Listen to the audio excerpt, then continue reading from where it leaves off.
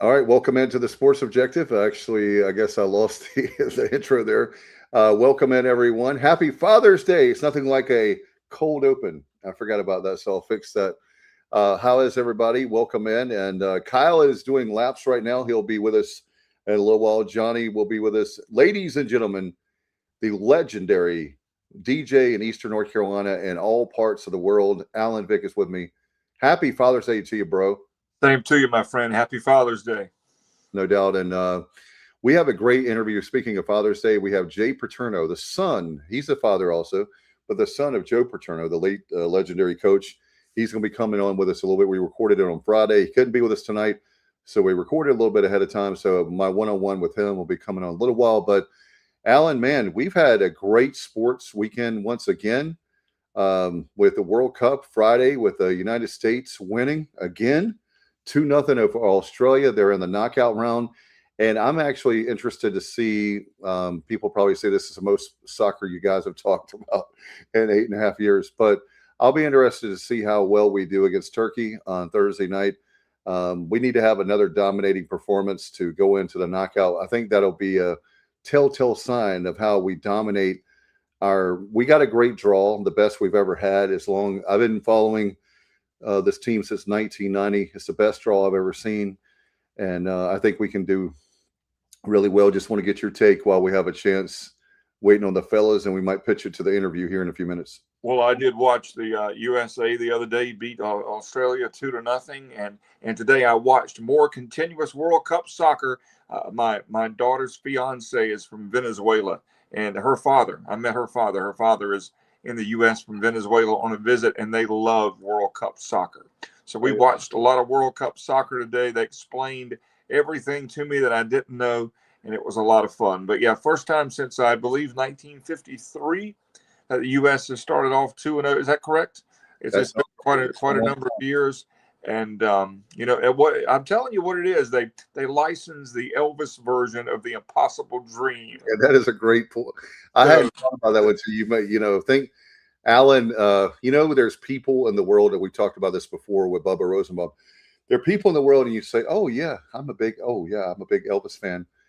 I have to concede, and I'll do my concession speech. Alan Vick is probably the number one Elvis aficionado that I know of, and I know a lot of Elvis fans. And but that's a good thing because every time I'm around you, you know how much I love Elvis, and so being around him means that I've learned more. I haven't made the pilgrimage, but I do. I would love to make the pilgrimage with you and Nikki and a lot of my Elvis friends. And my mom and dad love Elvis, and they've never seen Graceland. So not to get off on an Elvis tangent, but I want to see Graceland really bad. Well, it's funny you say that. I've got friends. I haven't been in quite a number of years, and I've got friends that ever started to say, "Hey, man, we need to make it happen. We need to get a group together and go to Memphis, and not just for Graceland. I'd love to go back to Memphis and do, the clubs and the music and the food and the whole 9 yards. So I'd love to do that. Are you going to perform at BB King's? Yep, I'd love to see everybody who is anybody in Memphis. I think that'd be great. I haven't done that. Like I say, I haven't done that in quite a while. So I'd love to go back. So much has changed about Memphis, and so much has changed about Graceland over the last number of years. Stuff that I, wasn't available to the public when last time I was there. So I'd love to.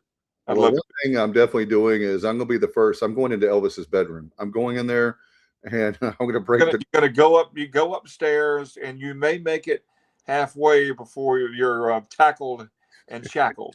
But yeah, I will never. Everybody that you know, without getting on, you do know why they don't allow that, right? I mean, it's not a privacy thing. Well, it is, but it's more so the stairs are not built structurally to handle that kind of crowd going up and down it. It's a private home. So the stairs would collapse literally if people, thousands of people went up and down those stairs, a monthly. So that's one of the big reasons, along with privacy, they don't allow you upstairs. Actually, that's not what I would not do that out of respect. I'm glad you told me that. I tell you what, I would like to do with you. I would love if they would let us. They probably won't, but I would love to do a show live from Graceland, their studio, you and me, and if we had some other folks. But I don't know if they let you rent the studio or not. I would pay. I love Elvis that much, and I love doing stuff with you. That I would love to be able to do that. We could be there on the Elvis channel on Yeah. Sirius XM radio. Yeah, live. Be a special guest host. Yeah, why not? Yeah, I mean that'd be great. That'd be great. Hey, and not this year. Next year will be 50 years, by the way, since Elvis. Well, maybe we should maybe we can make a pact that we can do it next year. Man, there'll be a lot of people, but I would love to do that. Yeah. It's been a long time since, like I say, since I've been. So, while I'm physically able, I'd still love to be able to do that. Absolutely. My kids will be with me. That's a great idea because my kids would be with me that weekend. I know my weekends in advance. Obviously, you do. Yes. In my summer. They're going to be with you August 16th, 2027. So that's good. Yeah. I'm not Rain Man. I'm just smart enough to know the summertime the way that works. Yeah. He says Wildfire says we can rent out Sun Studio. Hey, now that would be yeah. Oh my gosh, you know how much I love. Oh my gosh, I'll be Scotty Moore. You be DJ Fontana, and Wildfire can be Bill Black. There you go. Yeah, that would be great. We would have way too much fun. That's okay because we would leave a mark. I don't know if that's good or bad, but I'll just leave it at that. That we would leave a mark. Literally, there'd be a literal mark. 200 an hour. We can raise that. 200 an hour. 200 an hour. That's pocket change for somebody. I've been around you too long. Guys are getting. We told them we have a link to the studio, guys. So check your emails for our great guys. And Alan, we've got a lot to talk about tonight. Here in a little bit, we'll have our good friend Matt Simmons is going to be joining us. I tell you what I'm excited about. Not only Elvis, as you know, we have Elvis year round. But I'm really excited that 2027 class that we have for ECU football, man, you want to talk about Blake Harrell, and you and I have talked great about Blake Harrell even before he was the head coach. They are absolutely crushing it. And we're going to be talking about the transfer portal. We're going to be talking about the 2027. There's like 4 or 5 home runs they've already hit in this 27 class. And, it's because of the recruiting is about relationships. And just like Alan, you and I have done radio sales for a number of years, more as a side hustle, but it's about building relationships. And this coaching staff has done a great job building relationships with these players. And you know what I would say? You come now to East Carolina being a 4-star, and you won't, most likely, if you put in the work, you won't be sitting on the bench with your talent. Now, if you don't put in the work, you probably won't start. We're not saying that you're automatically going to get the keys to the car, but you are going to have a great opportunity to start. Then if you go to Alabama, Michigan, wherever, Penn State, I love you, Jay. We're having Jay here in a few minutes, but that's a great selling point. Even in the day of NIL we're in now, kids want to be felt like they're important. They want to go play for somebody that they respect. They want to go somewhere where they know that they've got a chance to play if they do the right things, and that's what's going on right now at East Carolina, and that's why the things are going so well recruiting wise and in the portal and different things. Because Blake Harrell, what you get is what you see. There's no BS with Blake. He's a good guy. He's becoming an anomaly in college football. Somebody that doesn't lie to you. He doesn't promise you things that he's not going to try to deliver on. If you do the right things and do things his way and the ECU way, there's a chance that you'll be successful. And you look at the landscape of college football and college athletics in general, and that's not always the case now. That's correct. And we are, I'll tell you what, we're excited about it. We're going to be talking about that. We have a lot of stuff to talk about as for a lot of great news with the Carolina Hurricanes, the parade. Happy birthday to Kim McNeil. Belated. It was yesterday. So coach celebrated a birthday. Happy birthday, coach. And let's bring in our dear friend, Johnny Robertson. I can't hear anything. He can't. Hello, he can't hear nothing. Oh, this is not going to work. All right. Sorry, Johnny. We're trying really hard. All right. Testing 1 2 1 2 1 2. All right, sign out and sign back in if you can read my lips. But anyway, I'll tell you what, Alan, you want to go ahead and go to that Jay Paterno interview? Hey, that'll be great, man. All right, we had a chance to do that. Let's go ahead and bring in the interview with Jay. And we're going to be back on the other side. Stay with us because we've got a lot of transfer portal news. We've got a lot to talk about with baseball, softball. A lot of great stuff's happening at our university. We'll be talking about that, but let's go to that interview right now. All right, with Father's Day weekend, we're very excited to have back with us, I think the second or third time with us, the son of Joe Paterno, Jay Paterno. Jay, it's so great to have you back, and I know we're going to be talking about your dad, and being Father's Day weekend, we'll be talking about that, but so glad to have you back on the show. Good to be back. No doubt. Wanted to talk up to you about one of the things we talk about on the Sports Objective a lot is the craziness of college sports, college football. And I know that you have your book, Blitz, the all-out pressure of college football's new era. And I wanted to ask you, starting out of the gate, what inspired you to write the book? Well, I had written one called Hot Seat, which was just I wrote a book about my dad years ago after he passed. And then I was sitting around telling stories about what I had experienced in college coaching. And this was maybe a year or two after that. A friend of mine said, you ought to write a book about that. And I started to write it. And I said, well, I can't write this with real names and real places and real schools, because then lawyers are going to get involved. And I'm going to have some friends that are in the business that may never talk to me again. So I wrote that as a novel. So what I called nonfiction fiction. So it's really what happens. I've just wrote it in novel form. And then after that one was done, people said, well, now a couple of years later, with everything that's changed, what's different? And I'd stayed around the game because I've consulted in NIL. I'm on the board of trustees at Penn State. So I wrote this book kind of give people an idea, whether you're a fan, whether you're a parent of a kid who might be going to play college football or if it has an interest in college sports. This is it's all true stuff. But it takes you behind the scenes and really and because I've written as a novel, I can be really honest about what's going on and tell people how things are going. So that was kind of the idea behind the book. Well, I know that I know it's safe to say that when you and your dad were coaching versus now, can you talk about the differences? Because it seems like just in a short period of time, it hasn't really been, but I guess July 1st will be 5 years of the whole transfer portal, NIL stuff. So what's changed since that time when you and your dad were coaching to now? Well, back then, if you transfer, you'd have to go in, tell the coach you were transferring, and they'd have to sign a release, and you had to sit out a year and all that kind of stuff. And now, kids can jump whenever they want. Just yesterday, a bill came out of the Senate Commerce Committee called the Protect College Sports Act, which I think if that passes, we'll start to get some control on it. But the money is what's really changed. Is that when a recruit comes on campus, you used to offer them a scholarship, and they would say, they'd say, I'm gonna think about it, or they would commit right away, or whatever it may be.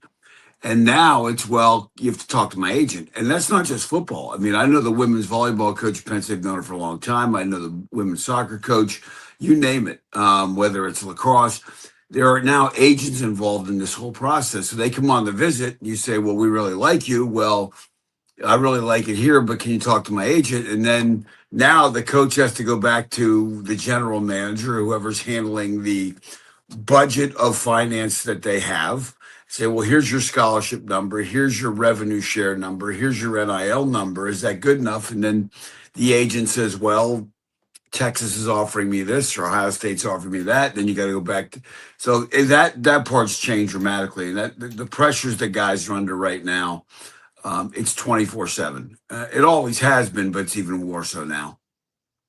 Yeah, Jay, we just had a quarterback that we had for East Carolina he's talking about all the right things. And, I love the coaches. And then we were hearing behind the scenes, because that's the school we cover, that the agent wanted more money. So next thing we know, it just happened in a matter of a couple of days ago. Now that kid has gone from us being solid with us to a team very well in the Pitt Panthers. So all of a sudden, and it comes down to literally more money. Yeah, well, as a Penn State guy, no, I'm kidding. I was going to say something about Pitt. I'm not, but Pat Narduzzi at Pitt. I've known Pat Narduzzi at Pitt a long time. I really like him, so I don't want to say anything disparaging about Pitt. But I mean that's the way the world is now, and it's unfortunate. But I think one thing's about this legislation, if it does pass, and Ted Cruz, who's a very very conservative Republican, partnering with Senator Maria Cantwell from Washington, who's a liberal Democrat, and the two of them came up with a bill that is better than most people could have imagined. And it starts to get control of some of those things. And that's really, really important right now because it'll help temper some of the things that you talked about. And one of the complaints has been, well, it'll limit some of the things athletes can do, which there's some truth to that. But on the flip side, it gives athletes health care. It gives athletes academic protections. It gives them healthcare protections beyond their playing days. So if there's lingering issues, as well as it forces agents to register and be certified, and then it caps the agent's fee. So yeah, the athletes have to give some things, but they're going to get some things really, really that are really important. The agent's fees are capped at 5%. And you've had some agents signing kids in high school and get as much as 21%. Wow. So there's a lot of good things in this bill. No doubt. I need to study the bill more. I do know a little bit about it, but I'm not going to lie to you and pretend like I know everything about it compared to you. But I'm looking forward to. We have to do something to make sure that it's just like the Wild Wild West. Like we definitely want the kids to be compensated. We definitely want certain things for them. But it's gotten to a point where when you see a guy that's a high school kid and he's making millions of dollars before he even plays one down. And those of you and your dad and the people in the past that played and coached, it's like, wait a minute, this kid's making potentially more money than the coach. Yeah. Well, the status quo right now is just not sustainable. I mean, it doesn't matter whether you're East Carolina or Penn State. I mean, I can tell you, if you look at the expenses that in just a 15-year period at Penn State, they've more than doubled. In fact, almost 2.5, gone up almost 200. We're spending 250% of the money that we did for just 15 years ago. And that was before the revenue share kicked in. That's the last reporting period was before this 20 million in revenue sharing kicked in, not to mention the NIL that schools are arranging and all that kind of stuff. So, like I said, it's the status quo is not sustainable. Yeah, and we're even having to do a buy game this year with Alabama. They're paying us $1.5 million, and we're not like we're not like a FCS school, right? We're having to do that because 300,000 of that is going to NIL. So we're having to play more buy games than we really want to play because of the way that college football is changing so much. Yeah, and that's not a good thing to have. And I think the other thing that's going to be interesting to see is how this shakes out. And that, the Big Ten, the SEC are the two conferences that are holding out on this bill, and with a number of they've got some objections. Some of them are a little nitpicky. Some of them are legitimate concerns. But I think the truth of the matter is when you get into a situation like this. And, the Big Ten, the SEC, the NCAA, everybody, they've had 5 years, as you mentioned, they've had 5 years to handle this, and they haven't. So now when you want Congress to get involved, you're not going to get everything you like. Nobody does. And you just have to understand that. And there's going to be some give and take in this bill, however it comes out. But I think it's definitely going to get out of the Senate. But I think it's important for us to understand that people in East Carolina value football every bit as much as people at Penn State. Absolutely. And this bill and what we do in going forward has to respect that. No doubt. I was going to just say we don't get political this show, but it was embarrassing for you made me think of back when the Supreme Court, as you know, Jay, when that was a 9-0 decision. And when do we ever see a 9-0 decision on that? And it's embarrassing for the NCAA. Not only did they lose, it would normally be like as you know, 5-4 decision or something like that, but it was 9-0, and you can't get the Supreme Court or Congress to agree on anything. No, but with the Supreme Court, I was just really shocked. But on the other hand, like I said, not to get political, but I mean the reality is most of America is on board with this. I mean, it's definitely, you know, you look at 85% of people that watch, and some of the polling has shown 85 to 87% of people feel like something needs to be done right now. And I'm glad somebody is.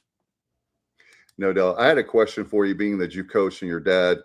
One of the things that I have worried about when you were talking earlier in our conversation about coaches 24/7, what is the mental health and when the burnout has got to be outrageous? And you see some of these coaches, I've often thought about your dad and Bobby Bowden and other coaches, like how would they, I don't know. I know it's like speculation, but how would they handle stuff like this in the modern era? Well, I think the reality is if you go back 5 years, when that bill passed in California, Right. guys like of that era, they would have gone to the NCAA, they would have gone to conference commissioners, they would have gone and said, "Hey, let's figure this out. Let's help land this plane." I mean, it's in the air. The plane is in the air. NIL is happening, but where are we going to land? Where's this thing going to touch down, and where are we going to be? And there would have been a much more proactive effort then to try and get something done sooner than later. And it's been 5 years now. We've had time, so the clock has run out. But those guys would have gotten involved. Tom Osborne's a guy from that era. They all would have got together and said, "Look, all we're really interested in is making sure that we have a level playing field. Because if we have a level playing field, then I know when I show up on Saturday afternoon, you're across from me, that we're playing by the same rules. And this is going to come down to who can build a better team and coach better on game day."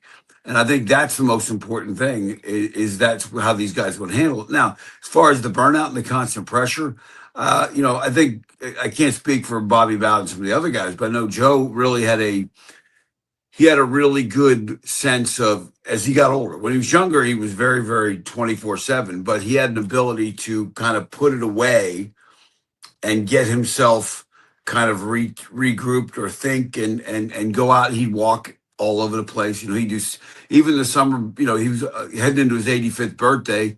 And that summer he was walking 7.5, 8 miles a day, in 80, 90 degree weather. A friend of mine was like, "Are you worried about him?" I said, "Heck no." I said, "You tell him not to go walk around." So I think that was, but while he walked, he would think about other things. He'd read other books and he'd learn stuff from books about history and that kind of stuff. So he had these other outlets that he would take things from that would help him be a better coach, but also got his mind off, what's 3rd and 8 this week. Obviously, it's Father's Day weekend, and I definitely need to ask you about. I don't think we've asked you a lot in the past, but what was it like growing up being the son of Joe Paterno in that household? Well,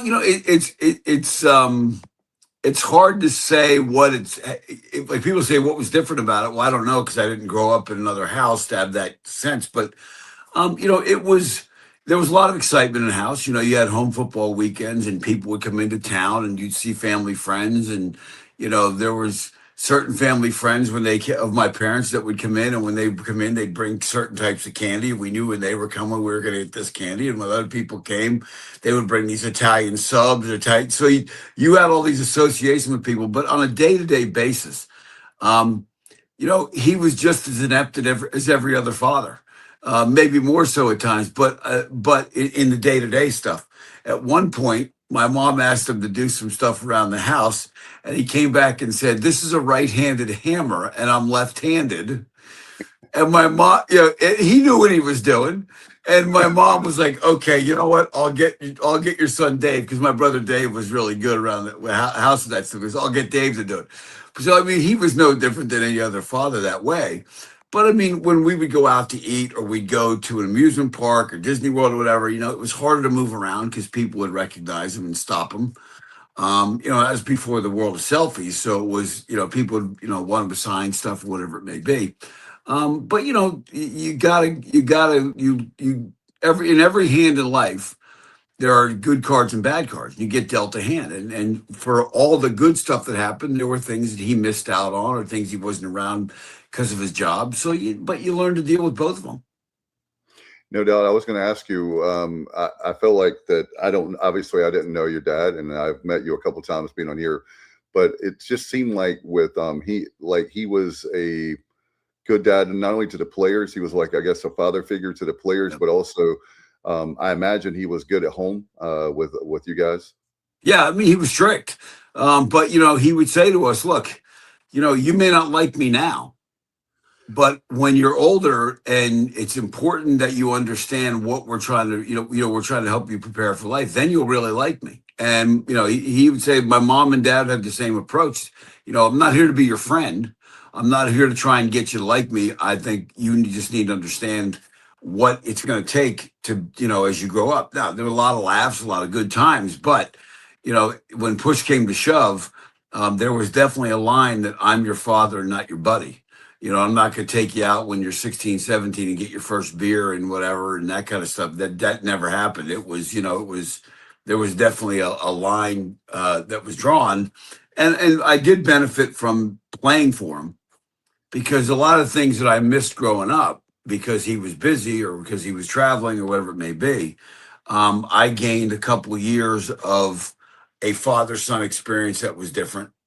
And then when I coached for him for 17 years, it created I got another vantage point to see what he was all about and really understand why he wasn't there a lot of times and what he was trying to do for all these players. And I can't tell you, when he passed and in the time afterwards, how many guys that played for him, would come to me and say, I didn't have a dad growing up. He was that guy. He was a father to me. And I lost my dad while I was at Penn State, and he became that father to me, and the lessons in life. So he was consistent that way all around. And he would tell players the same thing. It's not important that you like me now. You'll learn to like me later, and the older you get, the smarter I may look. And he was right. No doubt. I had getting ready for this interview. I know that one of your father's saying was you're only as happy as your least happy child. What did he mean by that? Well, I think the reality is when you're a parent, and this because you're a parent, you could have 3 kids doing great, but what's going to keep you up at night is the one kid that's struggling, the one kid that's not quite getting things done or whatever it may be. And that's the one, and that's your baseline level. If they're all doing great, then you're great. But it's hard for you to focus on the 3 that are. It kind of goes back to the Bible when they talk about the shepherd that has the 99 sheep that never drifted away, and the rejoicing of finding the one lost sheep. So it kind of parallels that in a way, and so that is something that. It's amazing how many times that I have 5 kids that, 4 of them are doing great and one of them's having a tough day. And that's my baseline. And he was 100% right on. And he used that as well with our players. When he would look at our team, he spent more time worrying about the guys that were a little behind academically or weren't quite getting things done like they were supposed to. And he would focus a lot of effort on those guys to get them over the hump. Can we talk some college football? Because I know that this is the hardest time for me of the sports year because I'm happy that my Carolina Hurricanes won the Stanley Cup, and I'm happy for Knicks fans out there. I was in diapers. I was 3 months old the last time they won. But we do have, I know, the World Cup. But as far as football is concerned, college football, I think it's 79 days. I'm not a mathematician, Jay, forgive me. To college football, but what are your thoughts going on? What are your thoughts going into the season? Well, I think it's going to be really interesting because Indiana last year came out of nowhere, and I shouldn't say nowhere. They made the playoffs the year before, but I don't think anybody really, with them having to replace their quarterback and some of the guys they did, I don't think anybody realized that they could do that. And I think you may see that more and more because with the transfer portal. And with, you don't know what somebody's roster is from year to year. Used to be, you go, okay, they've got 18 starters back. They recruited these guys, but you never know when they pick up. Like nobody saw Fernando Mendoza win the Heisman Trophy last year. No. And is there a guy like that out there? I don't know. But I know, look at the Big Ten. Ohio State certainly is loaded with talent. Oregon's got a great quarterback and great talent coming back. Michigan will be better than they were. USC is loading up.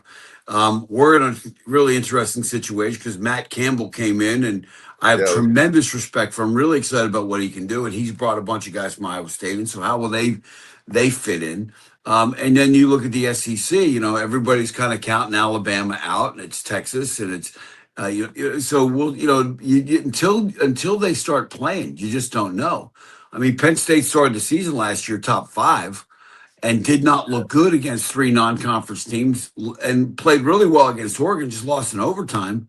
And then the rails came off. So you just don't know from year to year.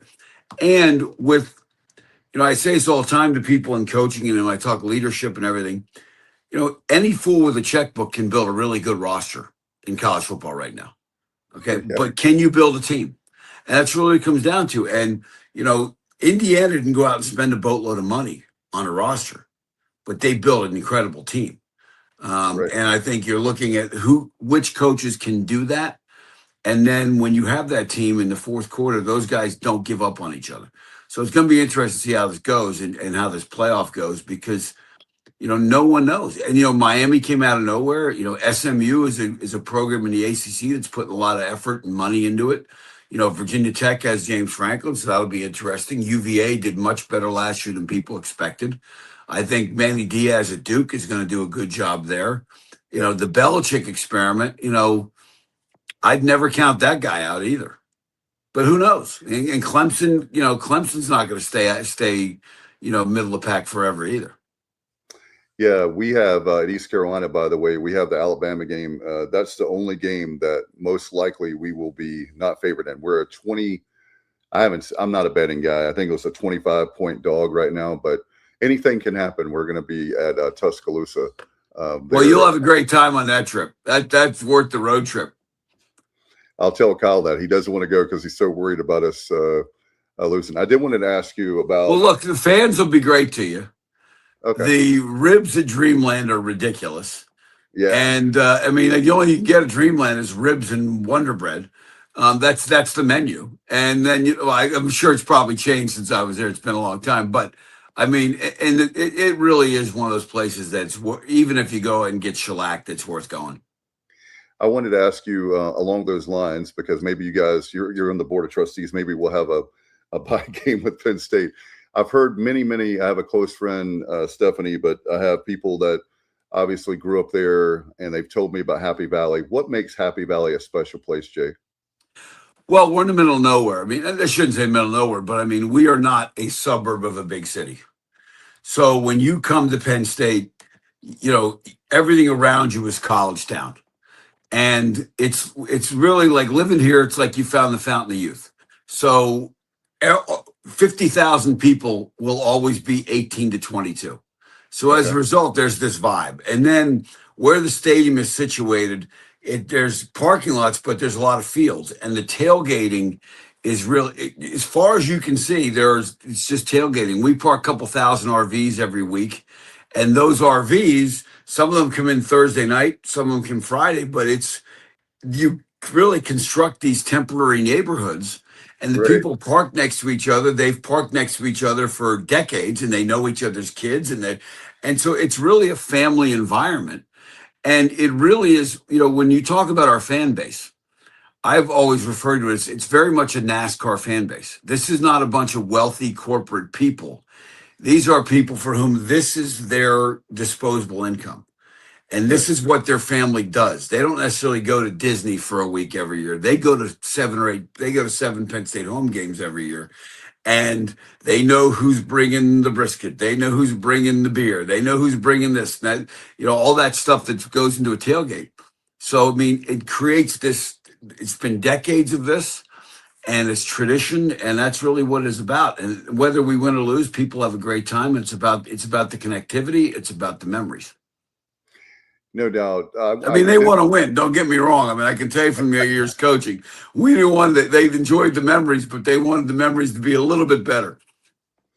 No doubt. I wanted to ask you, as far as the players or teams from your father's era, which ones stand out to you? Oh, geez, you're gonna put me in trouble on this one.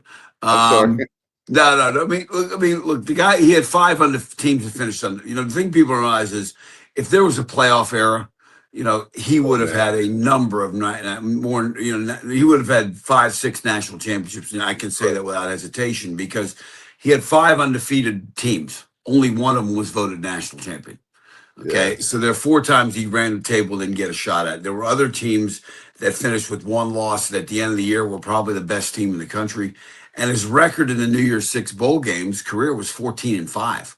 which is Wow. incredible. Yeah. But so, I mean, this is a guy that knew how to get ready for big games and bowl games. So would not have had a problem. You know, that playoff thing would have been right up his alley. And he advocated for it all the time.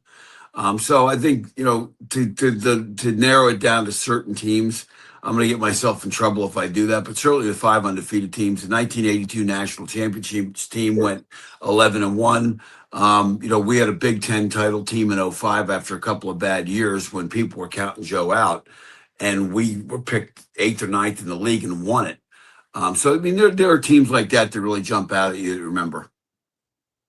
All right, I know we have a few minutes left, so you ready to do it like a rapid fire really quick? Yep, I'll give you fast answers, which you, as you know, is not necessarily my forte. No worries. I just want to make sure I know you have somewhere to be. What is I'm putting you on the spot here, your favorite Penn State victory? Do you have one? I know it's probably saying, what's your favorite child, but. Oh, geez. It's like saying your favorite child, but the one that really stands out was the Fiesta Bowl after the '86 season when we beat Miami. That really jumps out because it was just an incredible coaching job and performance. What is your favorite Penn State tradition? Well, it used to be walking home from the games with my dad, but obviously I don't have that anymore. But I think the whiteout, if you haven't been to a whiteout, it really is something to see. I mean, it's magic. Yeah, I have seen it on television, but I have to come up to Happy Valley for sure. What's the best player you've coached? Now, I am not answering that one. That's going to get me in big trouble. Okay. All right. What is your toughest opponent you ever faced? Well, I think Ohio State over the years. I mean, when Jim Tressel was there, you knew. Oh, yeah. I mean, you knew that you knew you had to bring it for that one. I think that was probably. And when you went on the road, that was the loudest place we went. I can see him with a sweater vest on right now. Oh, absolutely. And I love Jim. Jim's a great guy, but you knew you had to bring it. You're one of the college football experts. Who do you think is like the most underrated coach, or a coach that's not on the radar that maybe people should be paying attention to? I would say Matt Campbell. I mean, He just got here. I think at Iowa State, he overachieved. Oh, yes. And everybody focuses on the guys like Sarkisian and Ryan Day, and they're all phenomenal. Marcus Freeman, I think, is a great coach.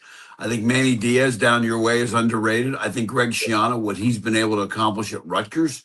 I look at guys that are places where they have never won, that get them beyond what they've been. And I know I'm missing some guys when I say that. Dan Lanning, I went out to watch them play Oregon and Ohio State play a couple of years ago and just came away and saw him live here and came away really impressed with what he does. So there's a bunch of guys. What's your favorite vacation spot? Oh, geez, anywhere out west skiing. I mean, I don't want to narrow it down to one, but I'm a big adrenaline guy. I'm not a golfer. It's too slow. And that's not to disrespect the game, but I'm terrible at it and I'll never be good at it, but I can ski. What is the one word that best describes your dad, Joe Paterno? I think integrity. There was never a time where I saw him even tempted to not do the right thing. What's one piece of advice everyone should hear? Oh, geez. Look, I think the biggest thing that I tell my kids that I learned in the various ways from my dad is, look, there's two types of people in the world. There's problem people and there's solution people. Right. And problem people can identify problems and they'll bitch and they groan and that's all they do. And the solution people they can see the problems and then they go fix it. And those are the people that are most valuable. 100%. And be that guy.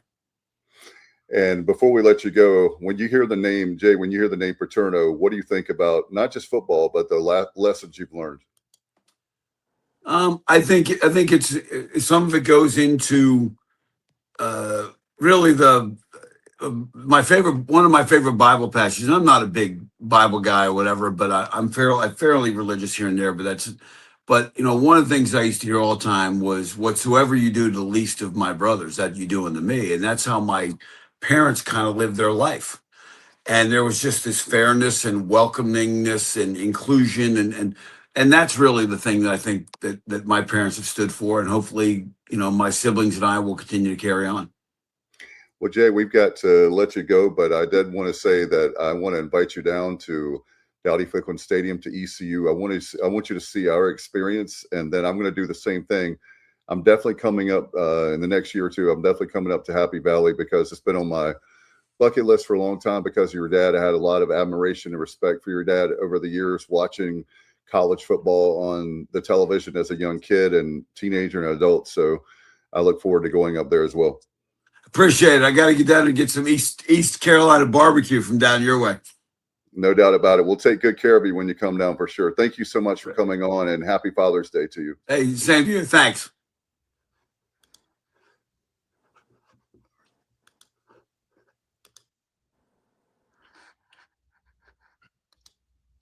All right, fellas, we're back here live, and welcome in Kyle from LaGrange Barber. And you have, how many laps did you do tonight, bro? Just 5. It got dark on me. Okay. All right. We're glad to have you in, and very good interview.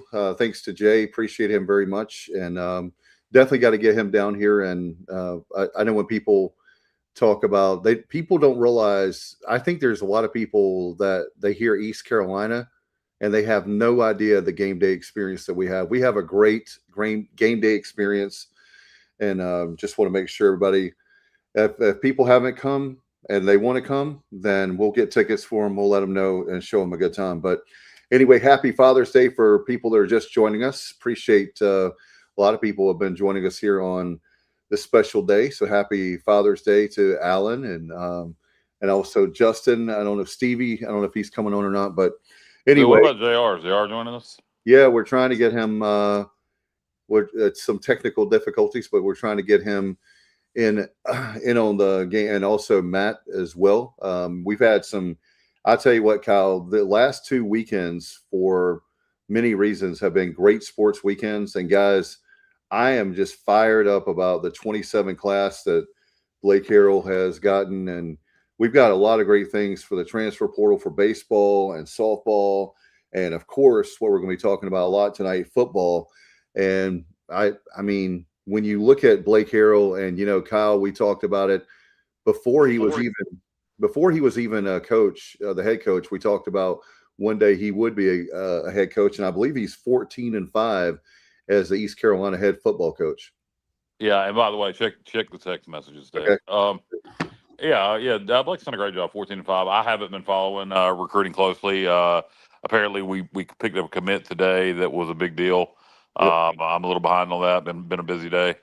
But yeah, Blake's 14-5, as you mentioned. We all know that. He has done a hell of a job going in here to, second full season. I look at it as year 3, but year 2.5, whatever. He's done a great job, and I think will continue to do a good job. He's got like a lot of coaches, he's got a tall task on offense with the whole that side of the ball being rebuilt. But I think he's got a good culture in place. Defense is certainly going to be good. I guess you wanted to talk about it relates to recruiting. And unfortunately, I am a little behind on that, Dave. So if you have the information on who committed today, spit it out, my friend. All right, let me. I do. Hang on one second, as I'm getting a phone call, so I'm trying to go back to. Yeah, hang on one second. We got Hyman, a defensive lineman, chosen Hyman from Kernersville. And that was a really big deal. And there's been some other guys for that 20. I don't know what it is. Yeah, I'll have to look. Apparently, he's highly rated defensive lineman. Yeah. So I'll have to check him out on 24/7 and get some more information on him. But we find a lot of guys early, and some of our fans were concerned about them not being rated or not ranked highly. Some of the guys on 24/7, but it's early still. A lot of those guys, a lot of rating still yet to be done. No doubt. And guess what? At the end of the day, those ratings, the star ratings, are great for us to talk about in the media and the fans. But how are they going to perform? Mason Garcia was a 4-star. Okay. So it doesn't matter. We can have a 2-star, 3-star, 4-star. But this, what's great about this coaching staff is they do a great job coaching these 2- and 3-star guys, as that's what the bread and butter for East Carolina is coaching of these players. Really, we have to be player development. And it's okay that we don't get 5 stars in my book, because we win a lot of football games. We guys are 2- and 3-star. Some of the 4 stars are coming now to us. Holton was a 4-star, when he committed to East Carolina, he became a 3-star, which is BS, but that's a whole nother show, as they say. Yeah, that's a reoccurring problem. If you commit to a so-called Group of 5, now Group of 6 school, your stock kind of drops in the star ratings. That's nothing new. Let's bring in Johnny Stats Robertson. JR, what's up, brother? Hey, fellas. I'm going to do my best to hang in here. Power outages in Virginia, and I'm on a phone that, I mean, Bubba does it all the time. I'm going to try, see what happens. But yeah. See if you can, let me see here. Let's see if we can help JR channel his inner Bubba. Like, you Well, can hell, I do the show. I do the show on the phone every week, but I'm Hey, Johnny, you have to go to on a flip phone. I was getting ready to say you have to do it from the Chick-fil-A drive-thru, but they're not open today. But wherever else Bubba goes and he's driving, and all of a sudden, hold on, guys, I'll be right back. I'm in the drive-thru. So. I don't know if you guys could hear me or not. I don't think you could. But I do the show from my phone every week. I'm just always sitting in the same spot, and I have power. And he actually holds his hand up like an antenna, right, Kyle? Oh, hold on. No, I don't normally have to do that. Hey, Dave. Yeah. Boy, talk about a crazy beginning. I'm going to log out and log back in. All right, no worries. We'll be right here. Apologies. That's okay. We saved a chair for you. We got a chair for you. I appreciate it. At the bar. And Alan, what are your thoughts on, you've been, you and I have followed the program a long time as well. What were your thoughts on seeing this from not only the transfer portal, but this signing early for the 27 class is looking really, really good. I know that it's fodder. I don't put a lot of stock into the star system, 4 stars, 3 stars, whatever. I think you get good kids with good athletic ability. You try to get good human beings that are going to be good to the community and do well in the classroom. And then you develop them from there. So it's nice to get a 4-star or 5-star every once in a while, something to talk about. But to me, it doesn't really matter. It doesn't really matter. Yeah, I tend to agree. I mean, what we seem to be doing this year with the recruiting and a lot of the early signings have a lot of speed. They have a lot of speed and a lot of vertical leaping ability, stuff like that. So they're guys that you can develop. They could be guys that are not going to play at the chosen position you're bringing them in as. It seems like we're going after the best athletes we can. And, I said the same thing the other day, Kyle. Couldn't agree more. In fact, and that used to be Logan's recruiting strategy. Get the best athlete you can, then figure out where you can play. Let's go back and look at the history, if we could, of this kid was this star and rated here. And I think if you go back and look at that, you'll see that really is not important at all. But this kid, Pook Rogers, the defensive end, yeah, he's seriously, I mean, he deserves every star that you want to give him. I mean, he played at 2 really competitive high schools, Grimsley and Dudley. He finished up at Grimsley, started at Dudley. But, I mean, this guy had offers from, he was signed to Virginia Tech, Carolina, Auburn, Arkansas, Florida State, UCLA. It goes on and on and on. LSU. I mean, he could have gone anywhere he wanted, literally, and he's coming here. Yeah, so I came out of high school as a 1-star disc jockey. I'm now a 1.5-star, and look at the career I've had over the.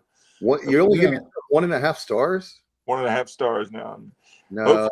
Hopefully by this time next year I'll be a 2-star. Well, what I always used to say, and I don't say it as much now because of the transfer portal, so high school recruits aren't as prevalent as they used to be. But I used to always say, give me 5-star coaching to develop talent and a 2-star player versus a 5-star player with 2-star coaching. Exactly. Because you know what you got with 2 stars with 2. You know what you got with 2-star. Now, let me try this one more time. You know what you got with a 2-star coaching staff that signs 5-star talent out of high school by the time they're senior years. 5-star high school talent. No, by the time they're seniors in college. Yeah, and if coaches can't develop them, it doesn't matter, and that isn't as important as it used to be. I think it is for our defensive line. We still seem to do that the old school way, and that's a lot of the guys we're signing as defensive linemen. But I'd really like for us to be able to get to that point with the offensive line. If you get to the point where you develop your own linemen on both sides of the ball, and then you rely on the portal for skill positions only, boy, you'd be farting through silk. Hey, I tell you what, Johnny, I got to give you credit, Johnny, because when Kyle was talking about speed, you remember you and I were talking about at last media day. And I tell you what, by the way, all these guys were at media day on the screen. Those listening, all of us talking that you can hear. Yeah. But Johnny, you were talking about that with one of the coaches, I think lives near you, one of the coaches, and you talked about the speed. And, hey, Yeah. as Coach Harold Robinson used to say, you can't coach speed. No. Just like you can't coach a 100-mile-an-hour fastball for a pitcher. Right. I mean, you can rein them in, teach them how to throw strikes more effectively, but same thing with speed. Yeah, you can't teach it. Hey, another thing I like is we got a lot of in-state guys. I mean, even someone from Aiden-Grifton. We got a safety from Aiden-Grifton. I mean, we got a linebacker from Lake Norman. Talking about in-state, a kid from Jack Britt, the tight end. So, I mean, we're getting back to recruiting North Carolina. And I got to think, how many kids have committed so far, JR? Oh, my goodness. For the class of 27? Yeah. At least 14, maybe more by now. I can't imagine we're going to sign him anymore. I can't imagine that we sign any more than, say, 17 or 18 high school kids. Well, I know that there's a recruiting, there's going to be further visits. By the way, all these kids are coming here and then signing, and it seems like every recruit ends up at Sup Dogs at some point. So, I mean, Brett is single-handedly, getting us a good team. I don't know. He's impressing these kids. Somebody is, because it seems like they're always at Sup Dogs, and we have a really good rate lately of signing visits. So maybe it's the waitresses. It could be, Kyle. It could be. Five-star recruits. You let Kyle Barber be the recruiting coordinator for the weekends. I'm telling you, as many 5-star recruits as we can.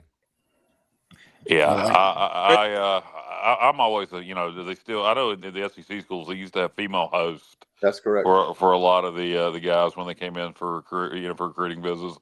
I've always thought that was a good idea. I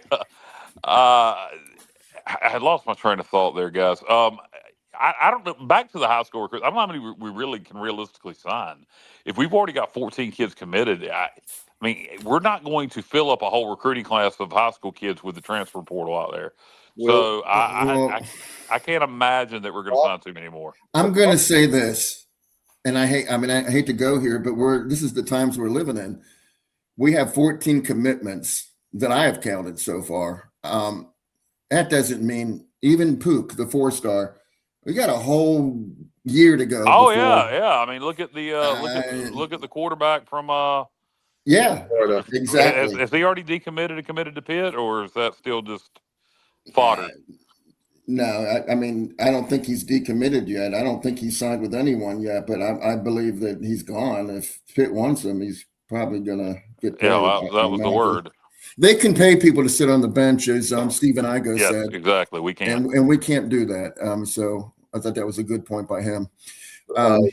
Early January. No. Is it still? No. Is it? Goddamn. Is it? It's still in December. The transfer portal is now January. It's still in December. Which they need to move that back to February, where it was at this point. Yeah, I don't know about you guys, but that signing day was like right after the Super Bowl, and it was great because you have the Super Bowl and you're going, oh man, we don't have. Well, you just got too much going on with bowl games, playoff, people getting fired and getting hired. You got the portal to manage, even though it doesn't officially open until January. You're already managing the portal as soon as the season's over. If it were me, I've said this before, I would put the signing class back in February, and I would move the transfer portal until the end of the academic semester. I'd do it in May, and that's when we'd open the portal up. I think that would, guys wouldn't be here for spring ball, so that would be kind of irritating. But you wouldn't have to worry about postseason, et cetera, because guys would have no reason to sit out when they don't have to worry about where they're going until the spring. And there's so many people. You make a great point, Kyle. I want to add to that. There's so many people talking about the death of bowl games. Well, guess what? If you don't fix exactly what Kyle said, that's the way bowl games are going to go away. Is that, for example, when we're going to be going to a bowl, who knows where it'll be and how big or whatever. When we go to a bowl, Kyle and Johnny and Alan, all of us, we like to spend time together and joke around. That's great. But why we're there is because we want to win the football game. And when you have this guy out and that guy out, and I mean, if you don't think that Blake Harrell and those coaches are great, see the Pitt game and then come get back to me, because they did one hell of a coaching job, and everything, like Kyle said before, we've talked about ad nauseum, not talking about the bowl game, went exactly the way we needed it to. But you want to talk about players, and when fans want to see those players play, like Kyle said, if you want to keep those bowl games, the way you can keep those bowl games is not let those guys sit out, because they don't, the transfer portal is not open yet. And it's not going to open in January. Push it back to the end of the academic year. Like I said, I would do away with spring ball, and then I would open the transfer portal. I've talked about this on the show multiple times. I would open the transfer portal at the end of the academic year, and then I would be starting fall camp. Right about the end of June, 1st of July, and we'd have an NFL type model. I like that a lot, and I think there's a lot to be said, especially Kyle, going back to, we've talked about this a lot with the NIL situation. The guys are pretty much employees, so you report to camp, and and maybe you put in there about how much you're going to get if you don't show up, and you do away with spring ball, because now. Because that's going to be the big thing about people say move the transfer portal to the end of the academic year. People are going to be like, well, what about spring ball? Well, we don't have spring ball anymore. Now we're going to start camp at the end of June, 1st of July, and we're going to practice all the way until the season starts. Now, I think the only negative to that would be, and it would be guys, if you want to transfer, you better be busting ass in where you're at now in the weight room, because that's the one thing you'd be scared of, is guys showing up out of shape because they haven't been in your conditioning program. But you got to be responsible for yourself, and if you're transferring from Western Michigan to East Carolina, well, then you better be still hitting it hard in the Western Michigan's strength and conditioning program. And Kyle, and that's great. You're spot on as usual. Another thing is, we talked about it a lot. They need to have contracts, and in that contract, I would have about that.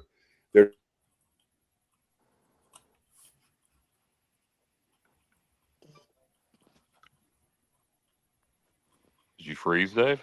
Yeah, I think you did. Davis froze, or either he might have died. I don't know, one of the other. There you go. But that was a temporary freeze. Yeah, I'm back.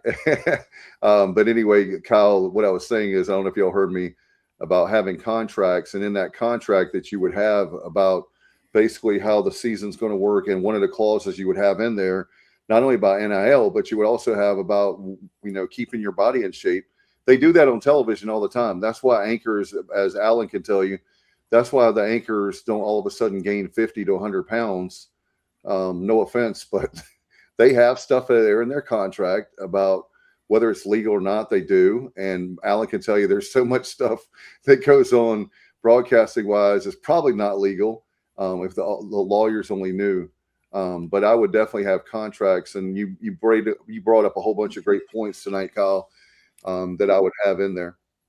Well, also, Dave, the NCAA really can't enforce any of its laws because they don't have collective bargaining.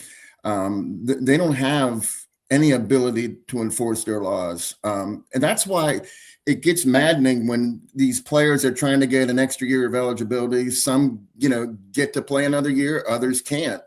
And, the whole thing with Brendan Sorsby, he found a judge and he overruled the NCAA. And I don't know. They need to have rules that can be enforced. But then again, Kyle, we know that the NCAA doesn't always make good rules. So no, it's like, and I'll quote Gilbert here on this one, even though listen to that interview you did with Ellerby last week. Some of it was good. Some of it still just, makes me question sometimes his passion, but for lack of a better term. But one thing that he did say, and I agree with him, this is not sustainable, and he doesn't just mean for East Carolina. He means Right. for most colleges. Like he said, in passing, he said they're, the ones who can do what they want. And there's only so many of those. But for most, not just East Carolina, but some schools at the Power 4 level, like in NC State, for example, Wake Forest. Wake Forest. This is, well, they may have some deep pockets with some big donors, but overall, this is not sustainable for most schools. Something is going to have to change, and it will. At what point, I don't know. But you're going to have some rules in place. And I do think there's a handful that want it to be the Wild West. And I think, those schools are going to end up breaking away. And I think it'll be, 40 to 50. And the rest of us are going to end up playing college sports. Because at some point, people are just going to have to admit that this is just not a sustainable model. I mean, it's not. And I like it. And I will give Gilbert credit where credit's due, to transition into that conversation if y'all want. Okay. He talked about being creative in ways to create revenue, and I do like that. Credit where credit's due. He talked about we're going to have concerts coming up in the future. He said it would be a handful a year. He said we need to, he mentioned a rodeo, and I was thinking, where the heck, we're going to have a rodeo at Dowdy Ficklin? What? I don't know if you guys caught that or not, but Yeah, this is the way you have to look at it. Okay. That arena that we have with Williams Arena is awesome. It seats 8,000, and with Dowdy Ficklin, it's over 51,000. Where the hell are we having a rodeo? You can have a rodeo. Yeah, you could absolutely. You could have it in Williams Arena. No, there's not a dirt floor. No, I'm talking about with Dowdy Ficklin. But they have indoor. Yeah, they do. They do. Bob Martin Ag Center, but it's a dirt floor. Yeah. Yeah. Yeah, I mean, it is kind of small too. It's not going to work. Not at Williams and Arena. the football stadium is too big. I mean, even for the PBR. I mean, so I don't know why. He said rodeo. I'm curious if that's just something we're really looking at, or if that's just something he just blurted out. PBR, but that would be great if we could do something like that. But I will say, one thing that I wanted to let you guys know, and I know you don't care anything about soccer, but check this out. Let's say, hypothetically speaking, you don't know where I'm going, but I'll make it tie in. You understand? Let's say that we want to have they have.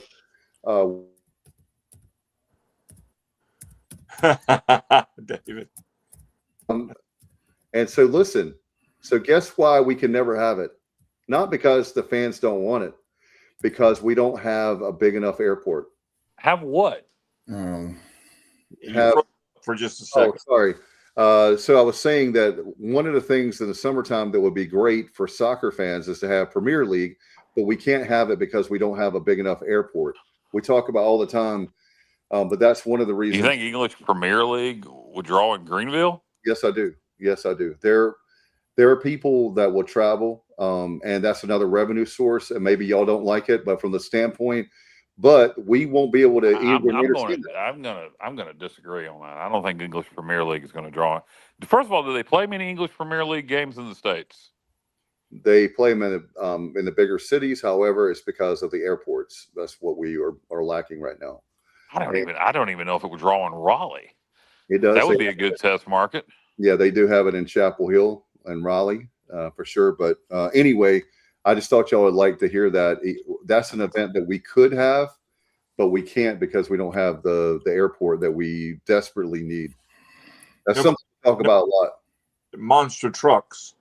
We could do that. Monster trucks. I would. Look, there's 365 days in a year, and if there wants to be tractor pulls, whatever, and they pay their money, then God bless them, because there's a lot of people that would. Here's one, Justin. How do you feel about this, Kyle? Stock car racing. That would be interesting. Where, Dave? Yeah, where? That's a good question. I mean, there's no way it would be, not that NASCAR. You'd have to put in all kinds of stuff. There's not a racetrack.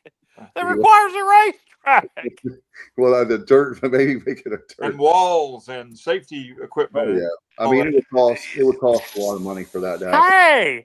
Hey, what if we have downhill slalom? We don't have any hills or snow. That doesn't matter. We'll bring it in, JR. The people have the money and they want to rent it out. I mean, Midget wrestling. We'll do it. Oh, they just did midget wrestling at the Wood Ducks place. And it didn't, and Bird Dogs rather, it didn't go so well. No, but realistically, concerts. Maybe you could do a rodeo somewhere. Professional wrestling, UFC. Those are events that you could realistically have, and we have had. I maybe stand-up comedy. You get a big-time stand-up comedian. Is that ever, at Williams Arena, have we ever had a big-time stand-up comedian there? That would be interesting to see how that would draw. Can you think of anything, Alan? No, we've had some stand-up comedy at East Carolina through the years, but Oh yeah, I mean Jeff Confer. No, they have had. Wait a minute, they have had. Not at. Well, yeah, I know. Chris Rock performed in the '90s, and I think it was a Wright Auditorium. I mean, Bill Cosby performed at Wright Auditorium, and then raped a co-ed afterward. Sorry, I should have made that joke, but I had to. But when Ruffin was here, so I'm talking about like a big comedy act. Like, what is the gentleman's name? Matt something. I think he was in Raleigh not long ago. He does crowd interaction comedy. Somebody like him, he's extremely popular right now.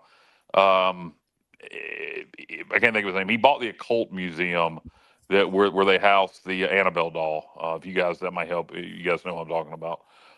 Maybe not. Might confuse you even more.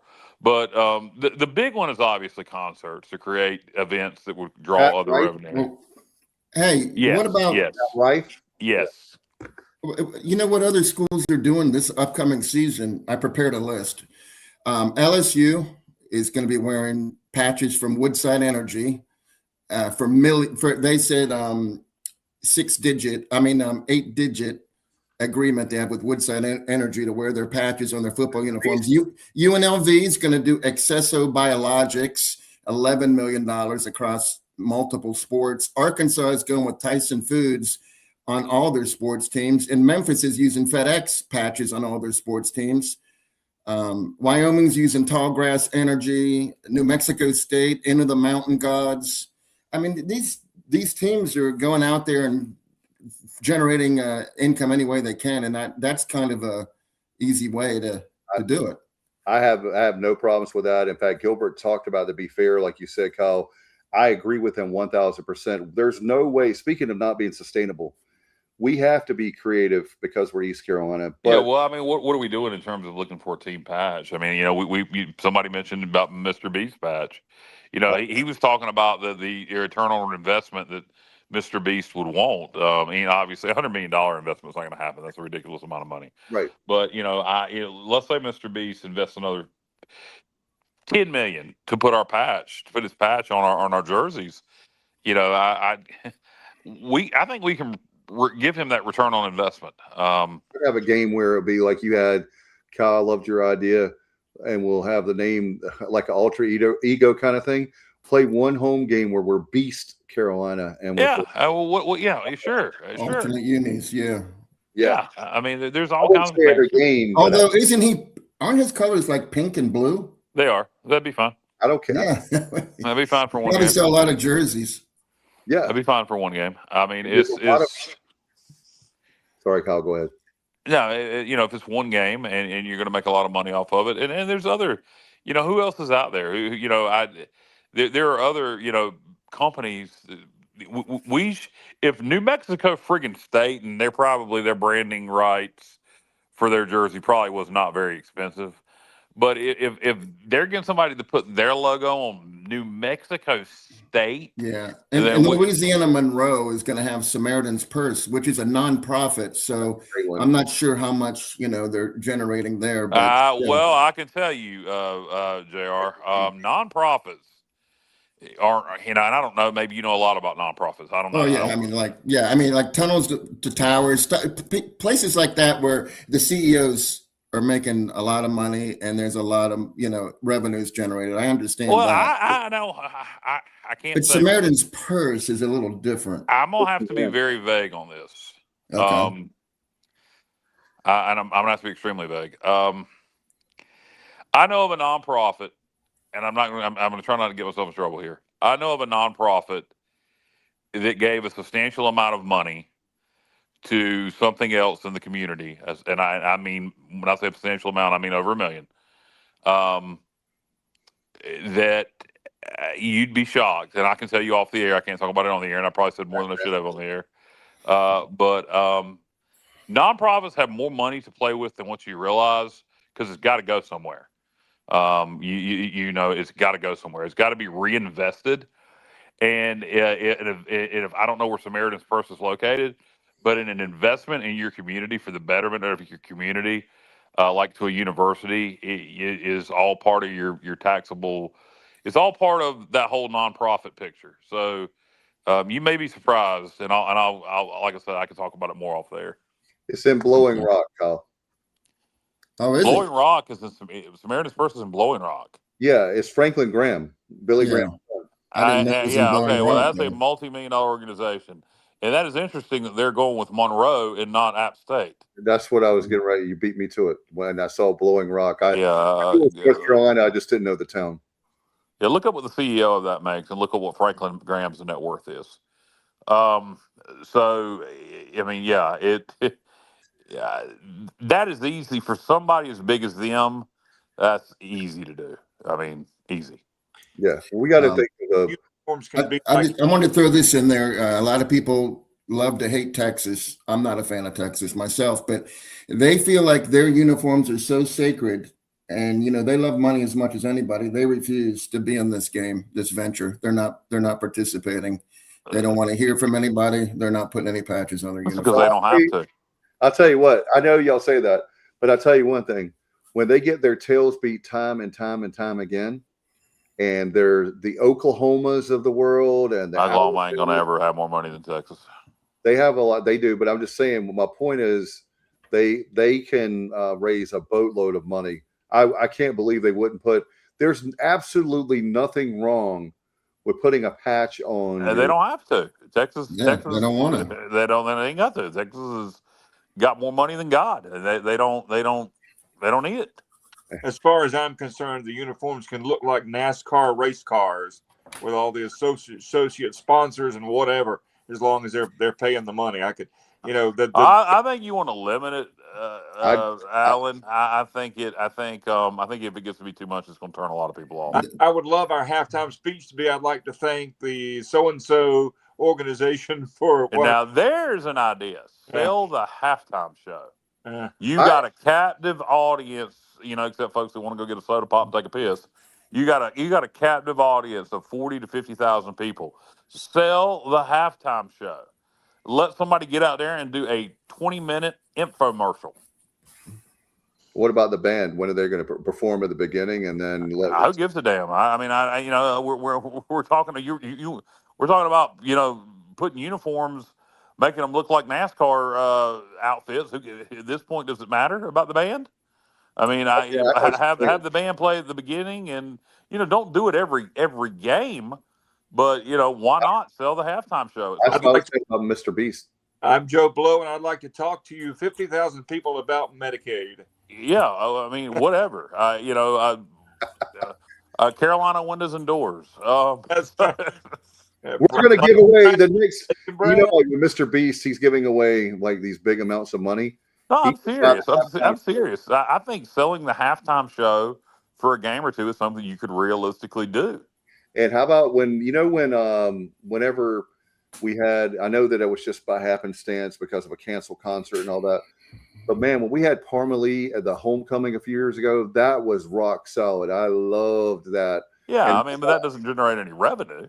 No, but it was fun. It was great. I'm just talking about, say that there's some kind of concert or there's some kind of event coming up or whatever, or just like we were talking about Mr. B, something that would be fun that you would have, and they pay the money just like Super Bowl doesn't pay the artist one dime. They don't pay them one dime. In fact, that they may even charge them now for because they have a big tour coming up, and so I'm just saying, is there anything like that or anything you can when Gilbert was talking about being creative and think outside the box? I'm like, yes, please. So yeah, let's hit up the timeshare folks in Myrtle Beach and just get them to do a seminar for 20 minutes at halftime. I'm telling you, there's. What would they pay for that? Yeah, and by the way, Alan, next week could do a talk on how to get you out of your timeshare. There you go. Yeah, that's exactly right. You sign up this week, and we take the money from the people. I've never understood the concept of timeshare. You know what a timeshare to me? Get a hotel room. I mean, why would you get a timeshare? It's the stupidest thing in the world. I mean, you don't own it. And you literally, for the amount of money you spend on a freaking timeshare, you can just get hotels at different places. To me, it's like leasing a car. I never have understood that. I get leasing a car. That's comes with some advantages, but Kyle, I agree. A timeshare, and you have to pay for maintenance, and they could go up, and they don't even have to. You have no choice. You have to pay it. Yeah, it's idiotic. And I'll tell you about why leasing a car, Alan. There are people like me. There are psychopaths that will trade cars on a whim when they see something they think looks cool. Okay. And so for someone in a lease, now I'm going to get out of this car in 2 years. I'm going to get out of this car in 3 years. I would have been way better off for the amount of times we've traded if we'd have just been leasing. And we're thinking about trading now. So, I mean, I don't keep anything longer than really 3 years normally because I always want something else. By the way, there are definitely advantages to leasing. By the way, Kyle, our crack research team still serving me well. Our crack research team, you ask Kyle, and it's going to be. I didn't know we were researching crack. Yeah, no, not crack, but Samaritan's Purse is worth. Guess how much do you think a Samaritan's Purse? Do you have a idea? I'm going to guess 200 million. 2.5 billion. 2.5 billion. There you go. But man, they do good things. Like they do. I'm just saying. No, I know. But they. What does their CEO make a year? Would that be Franklin Graham or is it? I don't know. I mean, what did he make before? Just look up Samaritan's Purse CEO annual salary. I'm doing that. Yeah, a lot of these nonprofits, even if they do good work, I mean, it's boy. I'm curious to know how they ended up with Louisiana Monroe versus App State or even Charlotte. There has to be a reason behind that. Yeah, I don't. That's one thing. Maybe that's what it was. Maybe they were being good Samaritans and giving to the worst FBS program in the country. Well, thankfully, that's not us. It came down between ULM and UMass. Oh, okay. All right, here you go. Philip's asking. There's about country music concerts at Clemson, Texas Tech. He thinks it would be cool to have a cool or classic rock, something like that would be awesome. Yeah, I think that's coming. Gilbert alluded to that there would be a handful of concerts every year that we're talking. It sounds like we're probably pretty close to finding a deal with the promoter, and so I think that's coming.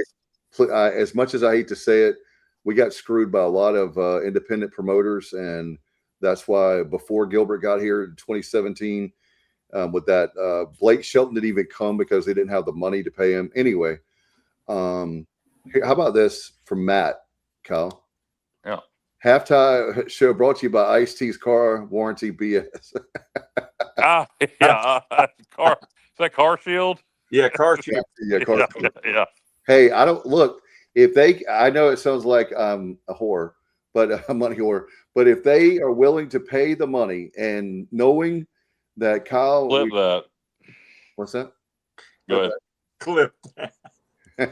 If they're willing to pay us, then by all means. I mean, yeah, Danica Patrick could come. Ice-T. Speaking of whores, I tell you what, I'm not talking about Alan Big that way. Not a whore. Alan Big is not a whore. I didn't say it was, but I don't know. I do think realistically, I mean, you could tell the halftime show. JR, do you think I'm crazy on that? No, that's a good idea. No. Okay. All right. Just making sure. Look, I mean, think about it. Well, I think you're crazy, but not because of that, though. Ask you a Well, question. that's all right. I'm ignorant. I'm ignorant to this, and you guys are much smarter.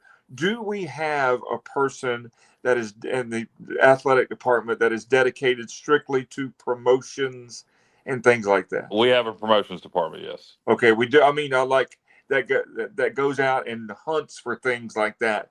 Oh, Yeah, yes. I I think the don't problem know. here's, I don't know. here's the That's deal. not promotions. What you're talking about is recruitment.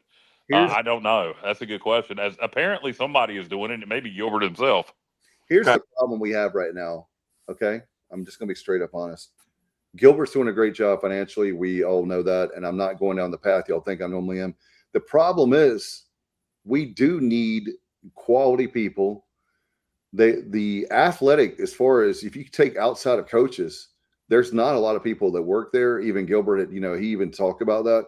And I get that we can't have a whole bunch of middle management and all that. I'm not saying have 5 million employees. Don't get me wrong, but social media, we're doing a pretty good job on.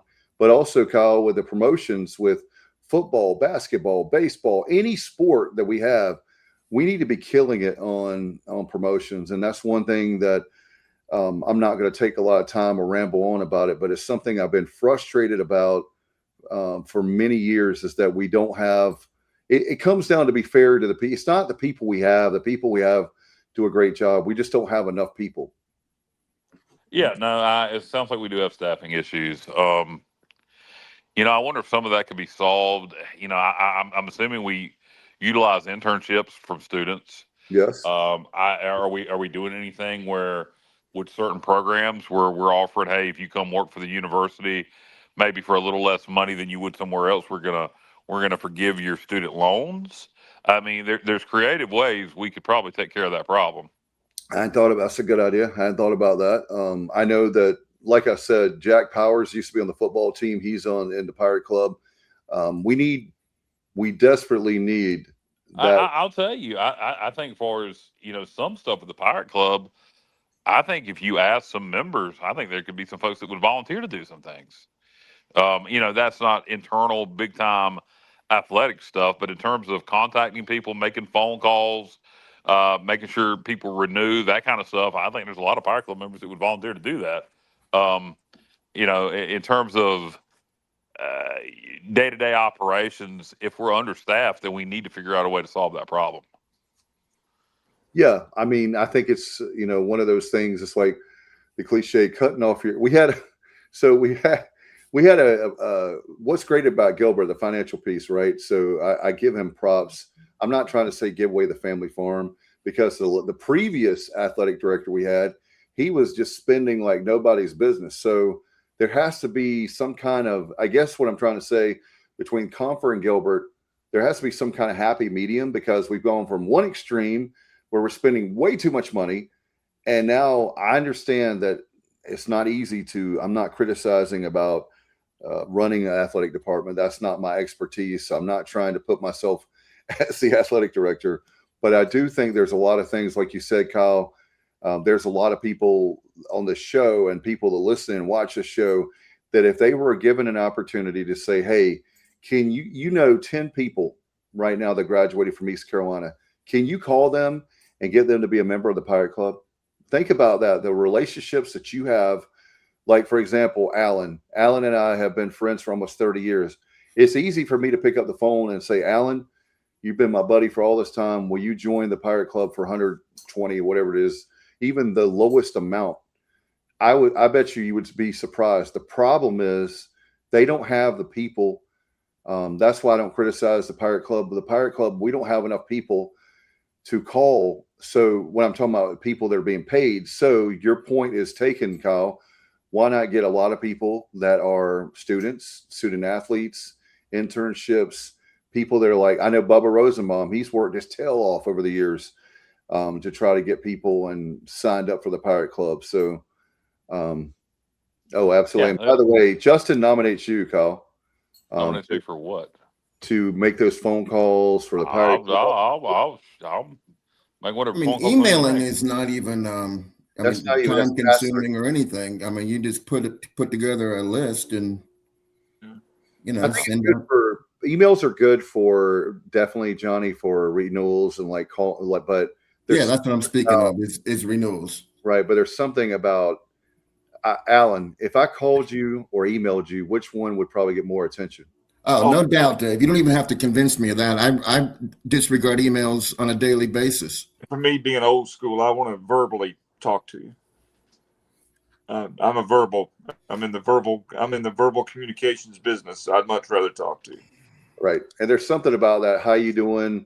How's your family? You know, just it doesn't have to be a 30-minute I agree with that, Dave. I'm just saying to remind people maybe, hey, time to renew. You haven't renewed for the Pirate Club. But yeah, phone calls are definitely more effective. No doubt about it. And we with everything going on with NIL, with the transfer portal, I'm really excited. Even Shane Winkler put up on Twitter. I want to say Twitter. I get so sick and tired of saying X. I don't know. It sounds like a bad football league, or I don't know. But he put up there. They've got 4. How about this, Kyle? 4 P4 hitters, really good hitters. They're coming in for the softball team. That guy knows how to work the transfer portal like nobody's business. So we got a great pitcher from Johnny, I know from Auburn. Was it Saxon Roberts? Yeah, Saxon Roberts. He's not a great pitcher yet, but he certainly can be. Right. Yeah, he only pitched 2/3 of an inning last year. But in other words, they see the potential. They're buying into the potential of the kid. Yeah, actually, that was 2 years ago. Last year, he only pitched 1 batter. But yeah, he throws over 100 miles an hour. He's just very wild. Great attitude. Change of scenery might be what he needs. You guys brought up an interesting point that I wasn't aware of. I know inside the athletic department there are staffing. But wait a minute, Alan. Hold on a minute. Cut you off. Put Justin's comment back up on the screen. I'll tell you what, Justin. The amount of times I've said that, but in a totally different context. I just got what you're talking about, Kyle. That outlaw girl from Duplin County is a stud. Her father played baseball here. Well, I'm not talking about that young lady with the last name Outlaw. I know. Using a play on words. Yeah, I got it. That was funny. That was a good get though by Shane for sure. Yeah, we're the softball team. He's making sure that softball team is going to win American championships, and we'll have to get him back on. But really good dude. And if there's been a coach, and it sounds corny to say, that fits the transfer portal era, it's Shane Winkler. We don't give him enough love, but they're doing a great job. And baseball, Cliff Godwin, he's doing a great job. Look at the signing class they have, and going out and getting the pieces. And hopefully, the biggest issue for baseball is simply staying healthy. So we'll pray. We'll pray for that. Hey, I saw something interesting. Speaking of recruits, we've been talking about football in the class of 27. Well, we offered a kid from the class of 28 already. He's already had an offer from Southern Miss, and now we've officially offered him. And that would be Jordan Hankins, our defensive coordinator's son, who's going to go to D.H. Conley. He plays baseball. He's pitcher, second baseman, outfielder, and football. He's quarterback, running back, safety. So the kid does a little bit of everything. Now, whether he'll ever wear a Pirates helmet or not is a different story. But we did offer him, so I just thought that was Southern Miss. Okay. And what classification is he going to be at Conley when he enrolls there? He'll be a junior. He's a rising junior. Okay. Yeah. Justin's saying, what are the chances we hold on to these guys, have a great year, and Blake could be gone? Well, guess what? That's a great problem to have, Justin. We hold on to these guys, have a great year, and Blake. I mean, if Blake's gone, he's gone. I mean, there's nothing you can do about it.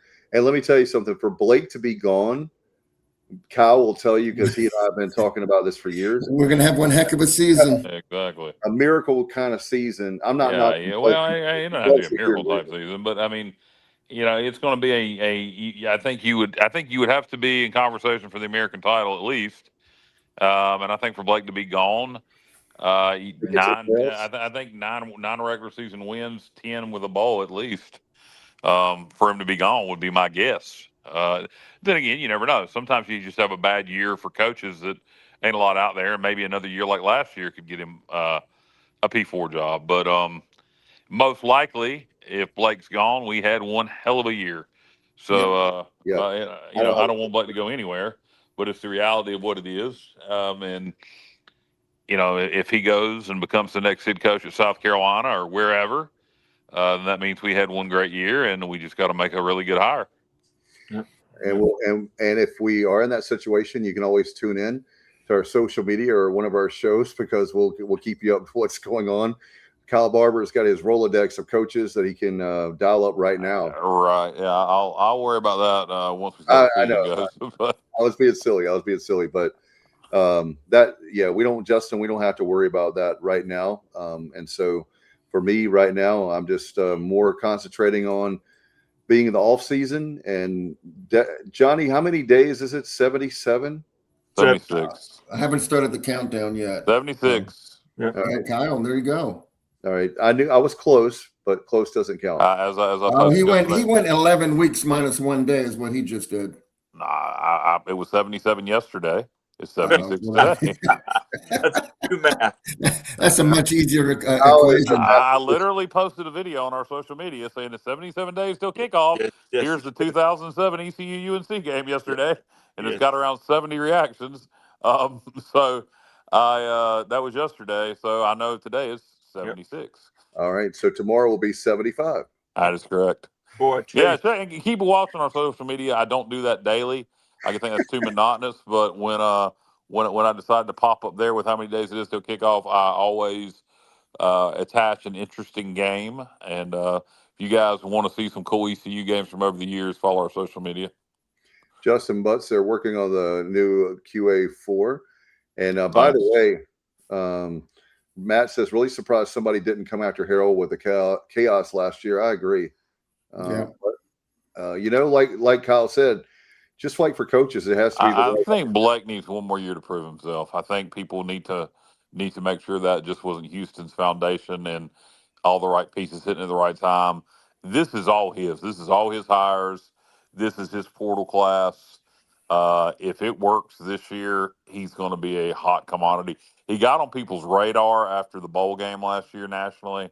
Yep. And if he has a good season this year, I think he'll be a hot commodity. And I'm telling you guys, we're going to be in the conference championship game in December. So there's a lot to be determined. We got a lot of offense to come together. No, I agree, but I think another thing that works in Blake's favor is the perception of his staffing, like his assistants, his coordinators. Now, we don't know what these two coordinators are going to do yet, but based on their track record, I expect they're going to be pretty solid. And, on paper, they're good hires. Yeah. Yeah. And that just shows he knows how to put a staff together. Yep. That is among he can do everything well. Biggest strength. I think it's how he relates. Alan, wouldn't you agree? For example, Alan and I, we were at Gregging the Jets last year, and all of a sudden there's Blake Harrell. Blake Harrell came up to us and started talking to us. How you guys doing? And that's what I get for hanging around Dave Richmond. You never know who's yeah. See that I was there too. Dave forgets about that, but I still have that video on my phone of Blake. I was going to mention that, Johnny, that I'm kidding. You got a chance to talk to him.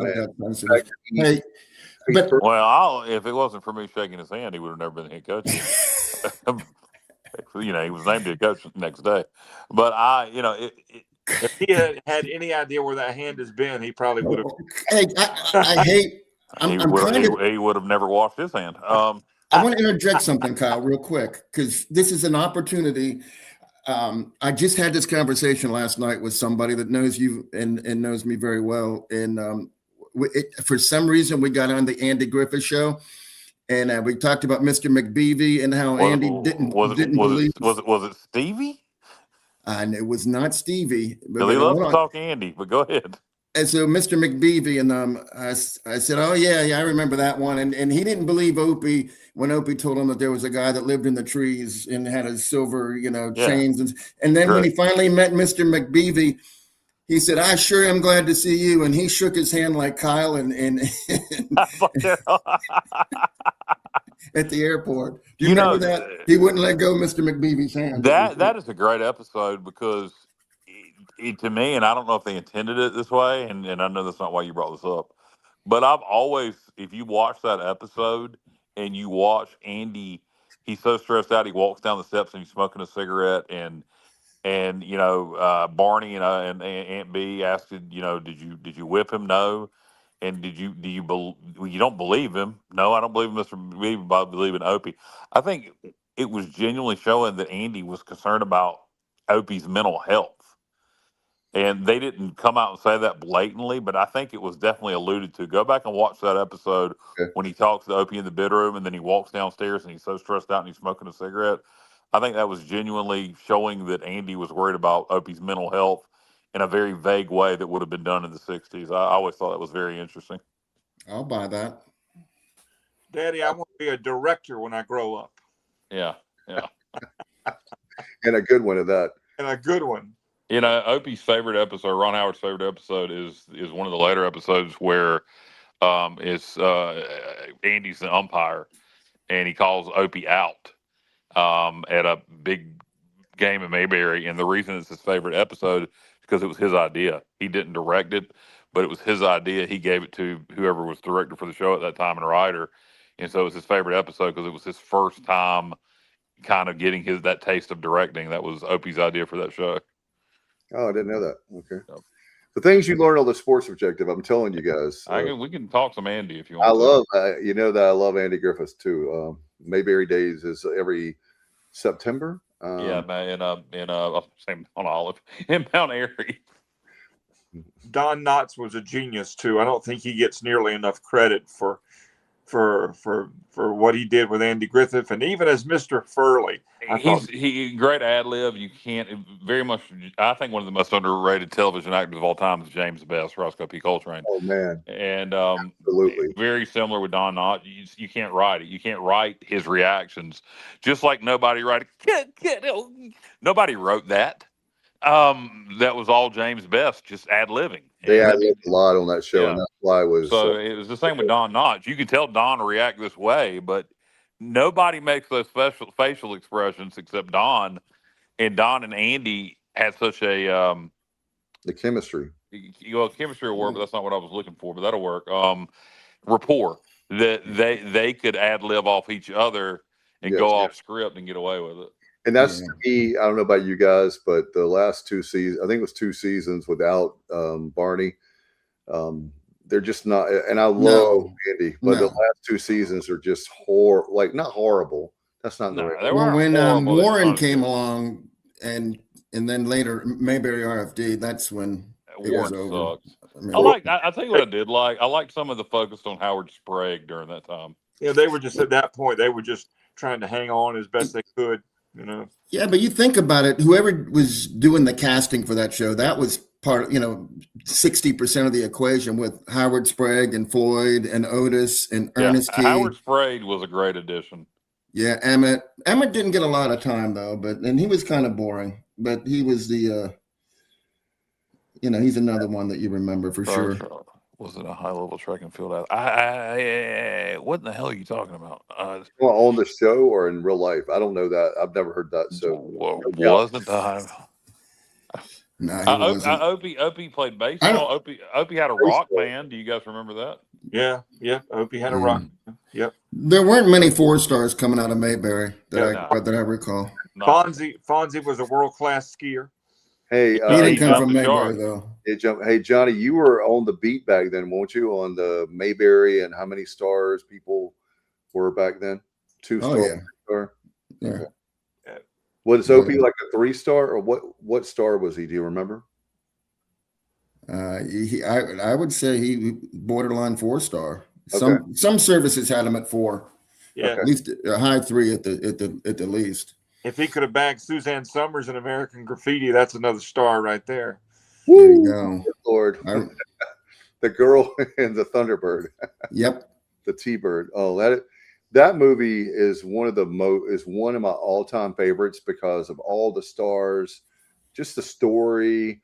I agree, Dave. The soundtrack, the fact that they made that movie for, peanuts.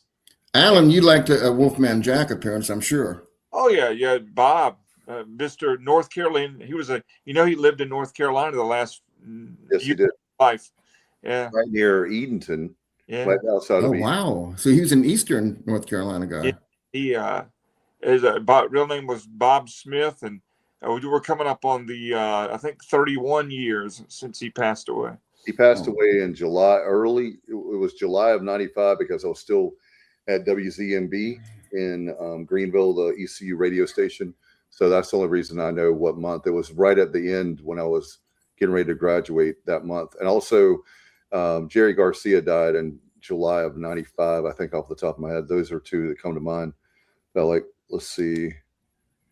He says there's an episode that Pi thought he was going to win all the medals and didn't win it all. He means I think you forgot the Opie. Thought he was going to win. I don't recall that one. I don't recall that one. Missing a vowel there. Yeah, we can actually, Kyle. We can actually make fake episodes, and just put a plot. Well, you know what? You can go to you can go to the museum where they have an exact replica of the two jail cells, Andy's desk, the old rotary phone. Yeah, So, they got a lot of cool stuff. Yeah. Yeah. A lot of people don't remember before Andy Griffith was Andy Griffith. He was a very successful singer. Oh yeah, and Manteo. He was Kyle, what do you call that? The Lost Colony. He also was. Yeah. He did. Yes, he did. He did the Lost production. Colony there. That Yeah. was kind of his acting breakthrough in Mandio. He also taught in Goldsboro. As a band. He is a North Carolina guy through and through, and of course I think one of his most intriguing roles for the Andy Griffith Show was Lotham Rose. If you guys are familiar with that movie. Yeah, where he was a country singer? Yeah, then gets a radio show in Memphis, and yeah. Good one. Yep. That's a good one. he was a spokesman for Ritz Crackers. Oh, that's right, in the '70s. Yeah. Ooh, how about some chicken salad on the Ritz? That's good Ritz. How about No Time for Sergeants? I love that movie. Yeah, he was he played the bad guy as well as he played Andy, in my opinion. He was and they say there were times that he was not the nicest human being. He said he said that there was with that Lonesome Rose character. He said that he part of his life he became that character. Yeah, the problem is, well, here's the thing that I understand what people are saying, but the problem is that there was a time where I could have met Andy Griffith, but not in the best way, meaning that it was like a planning meeting, I think, for Manio, and I knew about it, and I could have gone to it, and but I think the problem is that it was just some people have different ways. What I'm trying to say is how to handle being a celebrity. And they wanted Andy Griffith to be that character 24/7. And that's not who Andy Griffith. I mean, I understand that you want to be friendly. I'm not trying to say be jerks to people, but he was a serious dude. He was someone that was very much recluse, someone who was just a very private person. And we've got to get away from. What? I'm sorry, Dave. I'm reading. It was an early episode where Opie, it wasn't track and field. It's like field day. He didn't win anything. It was ribbons, not medals. And the reason I'm able to, he said you got to learn how to be a good loser or something like that. And Opie says, oh, I know how to do that really well. And but anyway, the reason that now I know exactly what he's talking about is when the Panthers lost the Super Bowl. What was the quarterback that was former Auburn quarterback? Cam Newton. Yeah, somebody took that clip and put Cam Newton's head on top of Opie and had Andy talking to him, and where Opie's going, but I didn't win. Anyway, if I find it, I'll send it to you guys. Okay.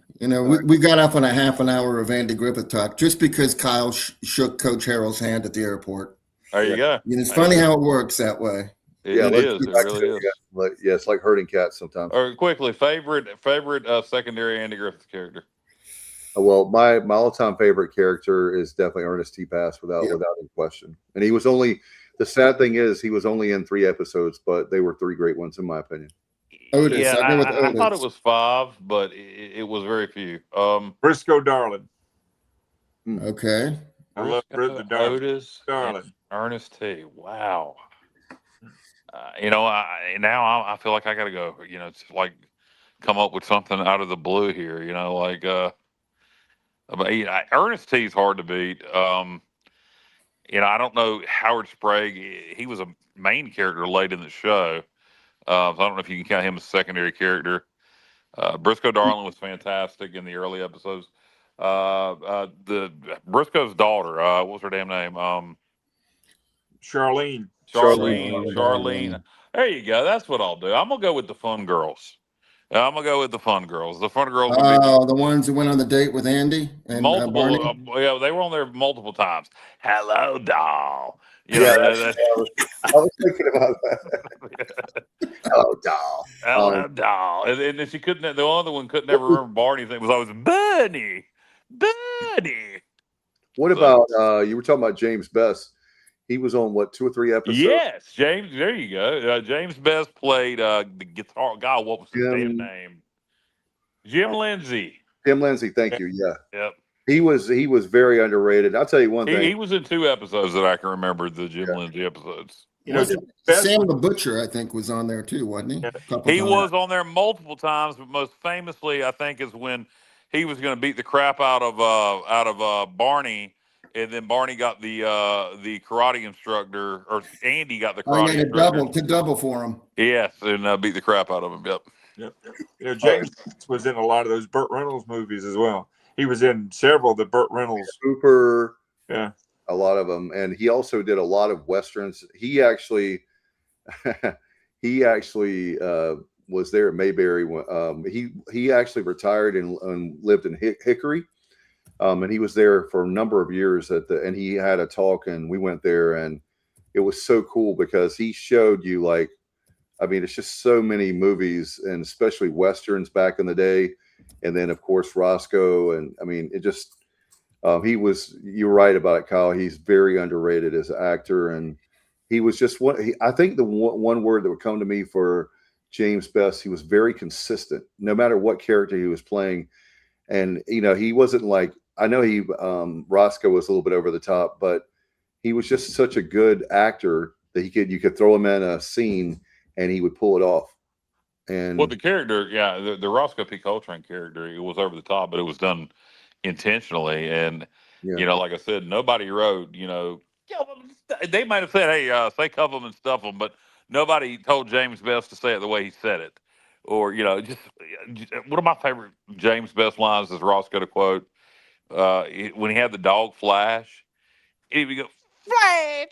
It's just, I don't know, man. I think James Best is one of the most underrated television actors of all time. Since we've completely gone off a tangent, I saw something the other day I hadn't seen since I was a small child.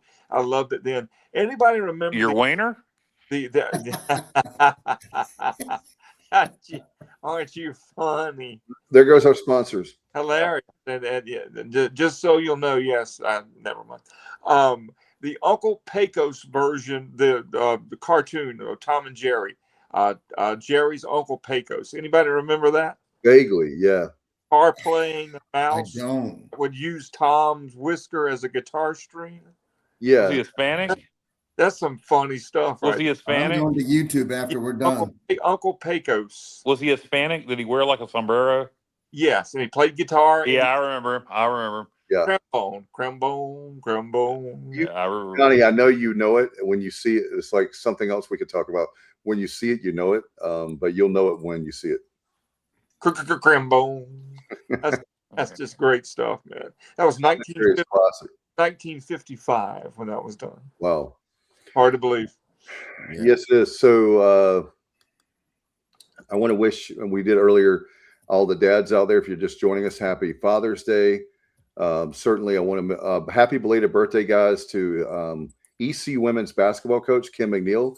She celebrated her birthday yesterday, doing great things, and I think she's done an excellent job from what I've seen in the transfer portal. But anyway, wanted to wish her happy belated birthday. And how about Carolina football wishing East Carolina football and Pirate Nation a That happy would- Father's Day, acknowledging that we are their daddy after we beat them 3 times in a row, even with Scotty Montgomery, and refuse to play us anymore. Happy Father's Day to Pirate Nation from Carolina football. You are our daddy. So how about that? I was touched by that. Oh, that was by far the best Father's Day card I could have ever gotten. Yeah, I mean, it was great. Carolina football did that. I saw mean, that. I saw that 70 times over the weekend. What about 70? Remember, we laid Yeah, 70. we won Ah, 70. oh, We hung yeah. 70 on them. Yeah. we're in the record books for the most points ever scored. I love that. I like it a lot. That was the day that I will never, ever, ever forget. Carolina fans walking out of the stadium with their chins dragging, and they wouldn't even look a Pirate fan in the eye. One of my favorite quotes of that week was from a player for Carolina, and he said he said they beat us, now they think we're better than us, but we still above them. And then we put 70 on them, and he was still yelling that crap on the field as we're still better than y'all. But Wow. okay, brother. Okay. You got your butt beat in Chapel Hill and the year before. Then you get your butt beat in Dowdy, and the most points ever scored on you. And then you lose to Scotty Montgomery.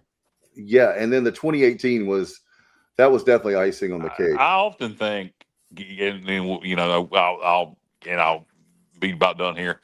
But I often think, last year we opened up with NC State, and Carolina opened up with TCU, and Carolina last year at the beginning of the year offensively couldn't move the ball from here to there. Again, brand new pieces from the portal. I often wonder what would have happened last year if we'd have been opening up at Carolina versus at NC State, and if we would have beat them game one with all the hype they'd had. And I think we would have. I think if we'd opened up with Carolina last year, we'd have beat their ass. That would have been the greatest moment. Forget all the other wins. Beating them last year, if it would have been ECU instead of TCU to start the season, would have been the most epic thing ever. Carolina last year scoring on their first offensive possession. Michael Jordan's high-fiving, Lawrence Taylor's high-fiving, and then they didn't move the ball 20 yards the rest of the night. They scored on their scripted. They scored on their scripted plays and didn't know what to do. Hey, I stumbled upon one of the greatest Scotty Montgomery stats ever today when I was just going back and reviewing different seasons. Okay, so I went from the year 2000 to 2025. So that's 26 seasons. We had 70 non-offensive touchdowns, 70 in 26 years, 26 seasons.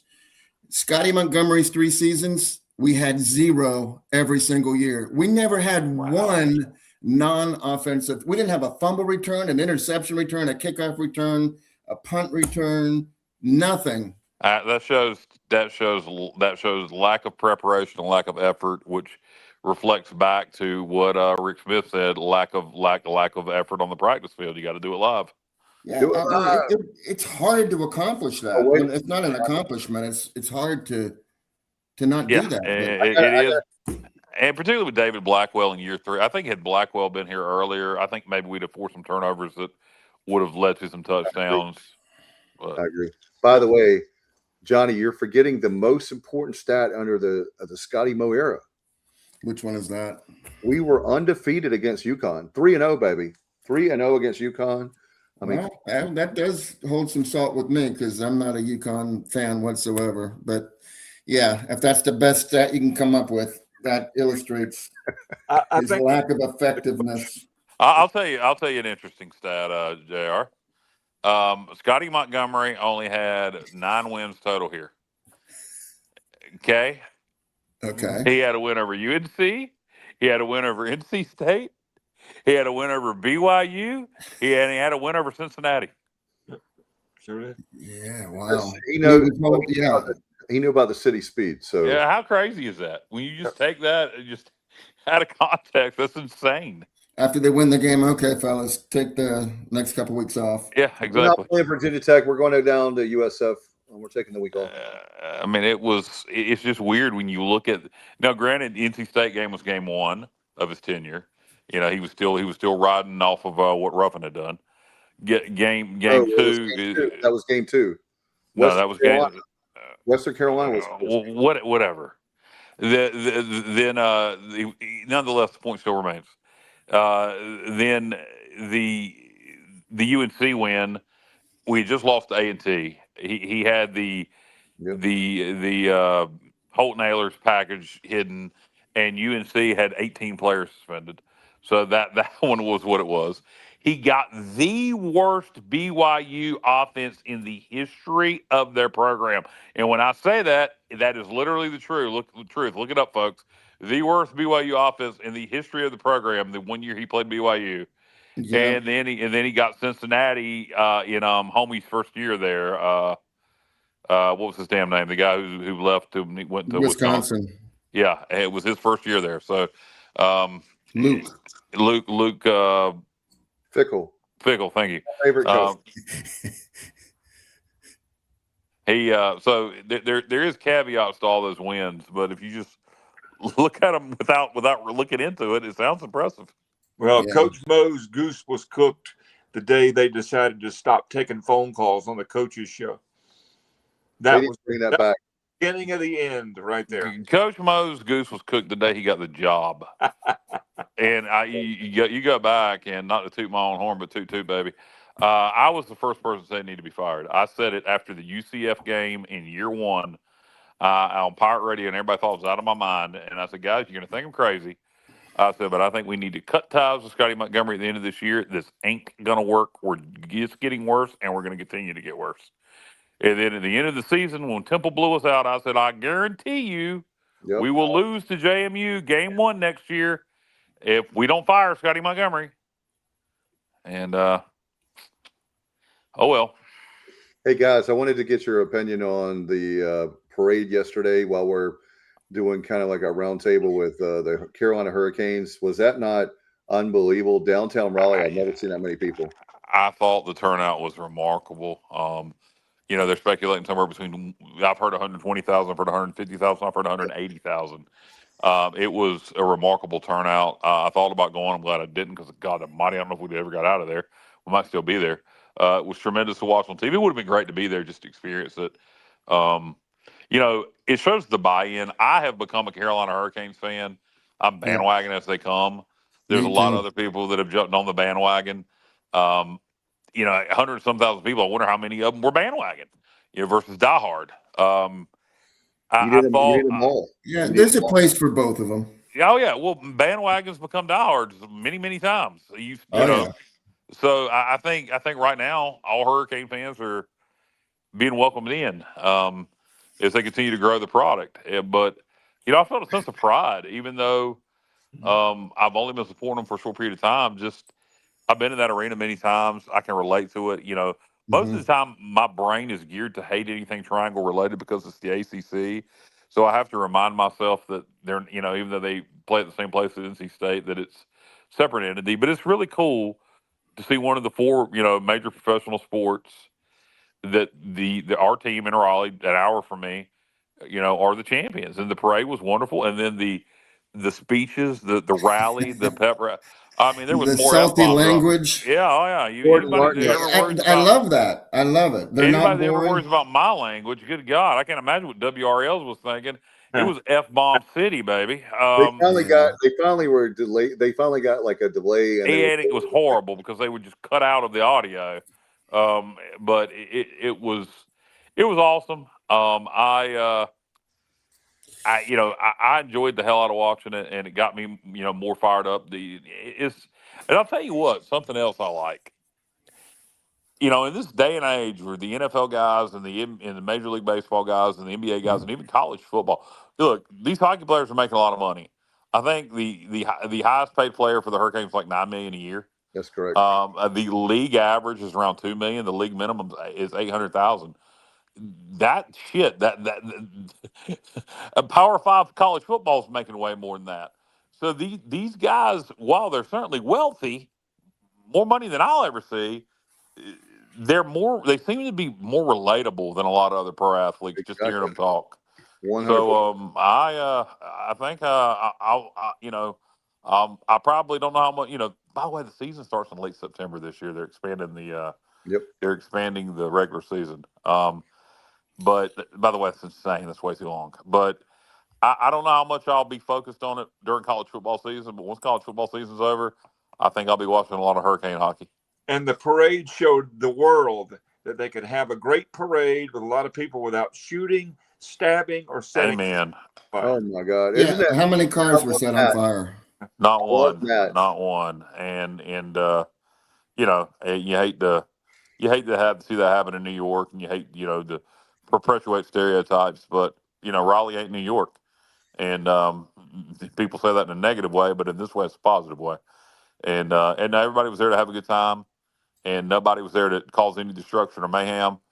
And it was really great to see. And I'll tell you something else. That amount of people showing up for that parade, the kind of ratings that the Stanley Cup playoffs got this year, Best of it only helps the chances of Raleigh getting an MLB team. And all the negativity I see online about Raleigh getting people saying, "Well, I don't want to pay a tax or go towards the stadium." Blah blah blah blah blah blah blah. No, let's pay taxes to make assholes rich. And go look and see what your tax money goes for. If you think that it's being wasted to go towards a stadium, that a whole lot of people would benefit from having a Major League Baseball team. Think about the jobs. Mhm. Think about the fact that just think about having something to do. Yeah, 11.2 million people in our great state, and I've been wanting this since I was 7 years old. I'll pay a penny more. Let's raise the sales tax by a penny. If that's what we have to do to get a team, I'm actually for that. I am too. But I think when you look at it, when you have both, you have two billionaires, you have a place for the stadium already. They just have to build it, but you can go ahead and build the stadium. You have that ready. It'll take you about 2 years at least to get the stadium ready. But you're looking at right now with Raleigh's population. I mean, back in 2015 alone, guys, when I was in radio there, 53 people were moving in every single day in Wake County. That's 2015 numbers. I don't know now, but it was a lot of people back 11 years ago. So I can't imagine now. But you look at it, and you have North Carolina, South Carolina, and Virginia. You've got a lot of states that would support the team. I think more people. I no offense to hockey, but I think there will be even more fans that would support the team for baseball than you can even imagine now. Oh, I agree. I think hockey. You had to grow the audience here in North Carolina, and my God, now if they keep winning, do they need to expand the Lenovo Center? But they are. They're adding 700 seats, by the way. I don't think that's going to be enough. But you're right. As long as they keep winning, but you don't have to make Major League Baseball fans. There's already Major League Baseball fans here. Correct. So that's not where you had to create. Yes, there was already hockey fans here because there's a large population of Yankees in the Triangle and in the state as a whole now. But a lot of people, we have homegrown hockey fans. I'm becoming one. I have friends that I was talking to a friend tonight that is a huge hockey fan that is a homegrown Carolina Hurricanes hockey fan. And there is a lot of that out there. You talk about, Ridmore talked about in 06 that, youth hockey really kind of started in the Triangle during that time. Before that, they didn't know anything about hockey. And now you got a whole, you got kids playing youth hockey. I wonder at what point has Greenville had, I know there's somewhere to play hockey in Greenville. We had youth hockey in Greenville. We do. We have a club team for East Carolina. Yeah, I'm talking about youth hockey. There's a rink on Red Banks Road. Right, I'm asking, do we have youth hockey in Greenville? I don't know. Yeah, I see. I'm not familiar with that. So we don't have any organized youth hockey. I would think that will be coming probably soon. I would think that there's going to be several Greenville, Jacksonville, Wilmington. There's probably going to be a demand for youth hockey. Yes, I know there's a rink. Yes, because we the club hockey team, but organized youth hockey is. I'm so old. That used to be a roller skating ring with Sports World back in the day. But what, the one on Red Banks? Yes, it used to be a roller skating ring. Okay. Because our youth group, they used to take us there to roller skate. The point I'm trying to make is organized youth hockey is a thing in the Triangle and in the Charlotte area. And as these kids all throughout North Carolina are watching hockey, they're going to play it. So I think this Stanley Cup run, I'm surprised that hasn't been talked about much yet. That and maybe there's nobody that can coach it. I don't know, but I'm surprised a city like Greenville. I would imagine Wilmington may already have youth hockey. I don't know. But I wouldn't be surprised to see like Greenville and Jacksonville get youth hockey very soon. Well, I'll tell you one thing. Be great. No doubt. And by the way, the difference between this cup and 06, we had a lot of older guys, including Brenda Moore. I'm telling you guys right now, this team is built to be fighting for more Stanley Cups. Whether they'll win it or not, there's a lot that has to go in there. We know things have to fall in place. But I'm going to tell you something right now. You've got guys right now that are still in their prime. They've been there about 8 years. So they're like middle 20s right now. And then you've got kids that are coming up that are 18, 19, well, like in their early 20s. So you've got guys that are really young, and you've got the guys that are really good. And then they've done really well with getting Ehlers, the guy from Winnipeg, all that. There's plenty of guys that are young to where they can keep making runs. And look, even when they didn't have all the talent, that goes back to what Kyle talks about all the time. In this particular hockey, Ron Brindamore deserves to be in the Hall of Fame. I think it's tomorrow they're going to make an announcement. And shame on them if they won't give him the due that he deserves because he's from a non-traditional market. I'm sorry that he's not in the original six as far as winning Stanley Cups and all that. But the fact of the matter is that dude is special. And when it comes to the Carolina Hurricanes, they are going to make a lot of runs as far as the finals. Yeah, Ron, Brindamore, because of what he did here as a player and the team captain in 06, and now he won the second Stanley Cup here as a head coach, and it was a build. He's been here 8 years, playoffs, and I think that will continue. You're right, winning the Stanley Cup is hard, but I don't think we're going to just suddenly miss the playoffs next year. Raleigh, very desirable place for people. Yeah. Brenda Moore will be, he will be the first true legend of Carolina Hurricanes hockey. He's going to be the guy that, when people talk about, 30 years from now, he'll be talked about as the father of Carolina Hurricanes hockey. And Johnny, as you probably know, and Alan and Kyle, y'all may know, but the stat that's unbelievable is he's only the fourth guy to ever be the captain of the team and, to wear the sweater and coach the team both in a Stanley Cup. The last time you had to go back is like 1944, like before my parents were born. And it's only been done 4 times. Think about all the players. There are players that have won a Stanley Cup as a player and a coach, but not for the same team. And I think that's just really there's a lot of stats we could throw out, and Johnny's the expert and not me. Not in hockey, Dave. I am not. I am not. Well, I will tell you another one. I'll tell you another impressive one is there's only 3. We are one of only 3 teams in the NHL that have been to 8 straight playoffs. So you hear all the time, well, half the teams make it. That is correct, but there's usually like a down year or 2, and then you can kind of climb back in. But this team has been consistent and knocking at the door.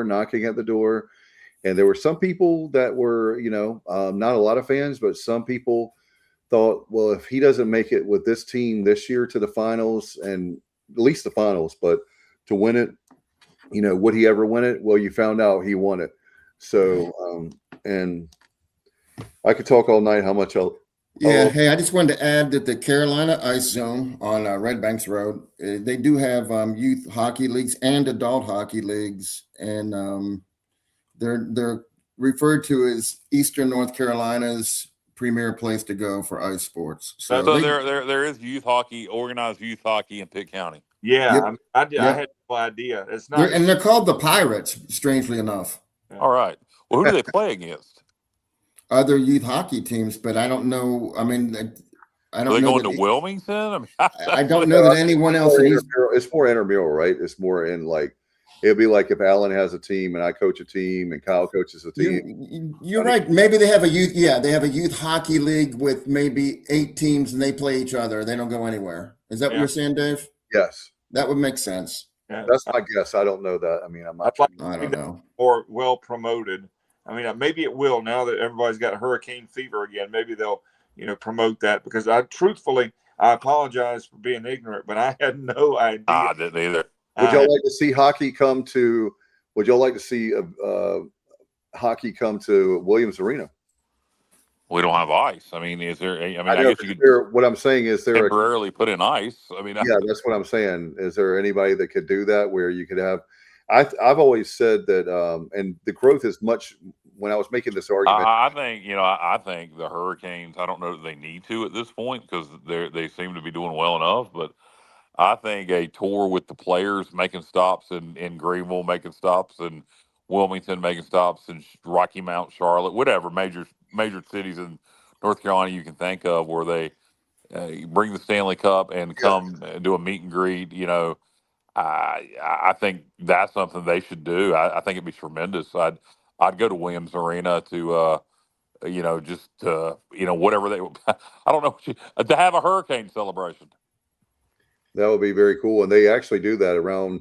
That's one of the cool things that I love about hockey is that, like, when we won it, a guy will take it to the beach. Or, Tom Dundon, the owner, talked about he was going to have like a barbecue where his kids could be, like cool, because the cool kids, because they would have like a kind of like a barbecue and a get together at their own house. But that would be cool to have it at great idea at Williams Arena, Kyle, because there is a lot of people that maybe in like you said, they're in Eastern North Carolina and they would travel to Williams Arena to see the Cup. How about some Carolina Hurricanes halftime football with the trophy and a couple? That would be awesome. I think you'd have to do that because freaking hockey now is going to start at the end of September. So, well, you'd have to do it you'd have to do it September 12th. Preseason hockey starts pretty early, so you could do it. You have to do it very early at Easter. Regular season hockey is going to start at the end of September, starting this year. So That's a long season. Yeah, they've expanded it. So instead of mid-October, it's going to be late September. September to June. How about that? Wow. Yeah, if you make the playoffs, yep. Well, hey, think about it. That means that the sport is growing if they're and what was I don't think expanding the season. I personally as excited I am for it, and I'd like to get more traditional hockey purists, people that know the sport better than me, to talk about it. But I don't think making a season longer is smart. I actually think that Major League Baseball plays too many games. I think they should shorten their season. I think hockey. I think NHL. What were they at 70? 82. Yeah, I think they're going to 88 games. Wow! Oh my goodness, what, Kyle? That's like doing a podcast for 2 hours and 15 minutes. I mean, that's crazy. Yeah, it doesn't make any sense, does it? It's only supposed to be an hour, but we've expanded it because the popularity of TSO that we had to give you 2 hours and 12 minutes. The objective is to make my right butt cheek go to sleep because I've been sitting here for so long. That's the sports objective. Wow, guys, look at this. Thank you, Matt. I knew it was. I was thinking it was the 90s, but you guys know I'm not the stats guy. Canes played 101 games, so that means, Matt, you add another. That would be like 19 to 82, and they were 16-3. Yeah, there you go. Wow. And it's such a physical sport. I agree. Adding games, I don't know that that's a good idea. And think about this, guys. They dominated the playoffs. They had 2 sweeps at the first 2 series. They played 8 games in 32 days. Yeah. So they had a lot of days off, and I'm not saying that I'm just saying, think about that. They had a lot of time off and they still played 101 games. Unbelievable. Yeah. All right. Do you guys have anything before we get out of here? Because Johnny, where he's saying we're giving way too much. We gave a lot of overtime there, some free TSO for people, and it's playing like extra innings, even though we're not extra innings right now. But do you guys have anything? Final thoughts on the weekend, sports-wise, and we'll get out of here. Johnny, I'm going to start with JR. Okay. Well, tomorrow, if anybody's interested, Game 3, championship game of the College World Series. I'm watching. I'm not rooting for the Tar Heels. I'm rooting for Oklahoma. But Boomer. you know, I was just going to say, last season in the College World Series, they hit 15 home runs in the entire tournament. This year, they've already hit 29 with another game to go. So they've doubled, you know, the amount of home runs. The balls are flying out of there. It's fun to watch. A lot of runs being scored and some good pitching. And I have a feeling the Tar Heels are going to win it, though, because they do have an advantage when it comes to pitching. And I'm just hoping that Oklahoma can hit a couple bombs tomorrow and find some magic and get it done. You never know. That's why you had to play them. Alan, what's your sports? World Cup on Thursday. You beat me on that. That's going to be fun. It's been a great sports weekend and a great weekend, Father's Day weekend. I hope you guys had a great Father's Day weekend, and everybody that's watching right now, I hope you had a great weekend. It's been fun. What about you, Kyle? In terms of sports, Yeah, what was good for you? I got nothing. You don't hear The parade. clubs Yeah, anymore. well, I mean the parade, but I'm talking about this upcoming week. No, we were talking about this past weekend. Oh, And the parade. Yeah, the parade. you wanna Yeah, throw I in enjoyed the some hell out of sports? that. Yes, yeah, the parade was tremendous. Now, and you know, until I've given up on the Cubs. So Are we until not going to have our trip then? I'll have to go with Johnny. at this point, no. And plus, I'm have I got a company I'd love to call out on the air. But I haven't. I need to talk about this off the air, guys. Oh But yeah. okay, I'll just say that I've been out of work for several weeks now, and the short-term disability company no fault of my company I work for, the short-term disability company that we are contracted with has yet to pay me a dime. Wow. And again, no fault of the company I work for, so I'm not blaming anybody related to that. But boy, I'd love to call that company out that provides short-term disability on the air, but I'm not going to do that because I don't want to upset anybody with the company I work for. So we'll let it play out. But yeah, as of right now, I need some money. Yeah, there you go. Well, maybe they'll pay you, and then you'll have the money for when we go in August. We'll see. Yeah, there's a guy that Dave and I know that pays all of his bills, Kyle. So if you want to talk to us off the air, maybe he can help you out. This company doesn't have a duck for a mascot, do they? You know, actually, no, but I will. I'm also dealing with something with them, and Wow. because I do have some supplemental stuff with them, where I have a plan where you get paid $1,000 for staying overnight at the hospital, and it used to just be they wanted to see you were there on the 12th and you were discharged on the 13th. Now they want to make sure you were there exactly 18 hours. Well, here's the thing: my paper has my discharge time. It doesn't have what time I was checked in. So the good folks at ECU Health Record Department are supposed to get up with me tomorrow Okay. and see if they can put their Yeah. hands on something. And I think maybe from what the young lady I was speaking with said, or we might have to go if there's nothing official with the time I got there and that bracelet went on my hand is when I was admitted, and so that's going to give me 21 hours. So I'll be in good shape if that's the case. Yeah. By the way, just let me know, Kyle. Text me tomorrow, and I'll help you out any way I can. Okay, appreciate it, Dave. I didn't know if you had any. Even though I'm not the expert on that, I'll make some phone calls because you're my bro. So whatever. Yeah, well, the people I spoke with, and granted, they need to follow up, but they seemed like they wanted to help. So we'll see. Yeah, just remind me. Like I said, All I right. have to say I'm excited about the World Cup. I know that most people maybe watching don't care, but I really care about it. Thursday is going to be great because we're already in the knockout. I just can't believe we're already in the knockout round. We've been like playing unbelievable. Speaking of speed for Scotty Moe, this is the most athletics and speed we've ever had on. I've been following since 1990. So they're playing Turkey on Thursday night, right, Alan? Hold on a minute. Alan or Dave, since when did they change the name of Turkey? It's now Turkey or something. They spell it different. It's Turikye. No, it's the American. We always say Turkey, but that's the way. Yeah, but, Dave, I have globes. I have maps. Yeah. I'm on the internet. I've never seen it referred to as Turikye ever in my whole life. Now, all of a sudden, that's the only acceptable way to say it. That's a nice form of furniture, but no, the Turkey. We say Turkey because we're English. We're Americans. Okay. I think they're trying to be more What's the word? Right. All right. But what JR is saying is it's always been spelled like turkey, right? I mean, Yeah, it's always. Right, that's what we spell it that way. What they right. But we spell spell Japan, Japan, Japan. China spelled China. Bangladesh is spelled Bangladesh. Yeah. It's just this one country that suddenly No, said, you're seeing. That's what I'm trying to say. If you like, there's certain countries that if you see their name, the way But that I've never seen it before, ever. I agree with you. I'm There's not. been well, World Cups forever. What JR is trying to say is there has been other World Cups in Olympics. Yeah. Thank you, Kyle. That is what I was trying to say. Yeah, I know I definitely know. Like Turkey, they're saying Turkey now. Well, why didn't they say that in the '96 Olympics? I agree. I don't. That's a good. Maybe they told them to pronounce it that way. I don't know. I tell them to blow it out there, Turkey.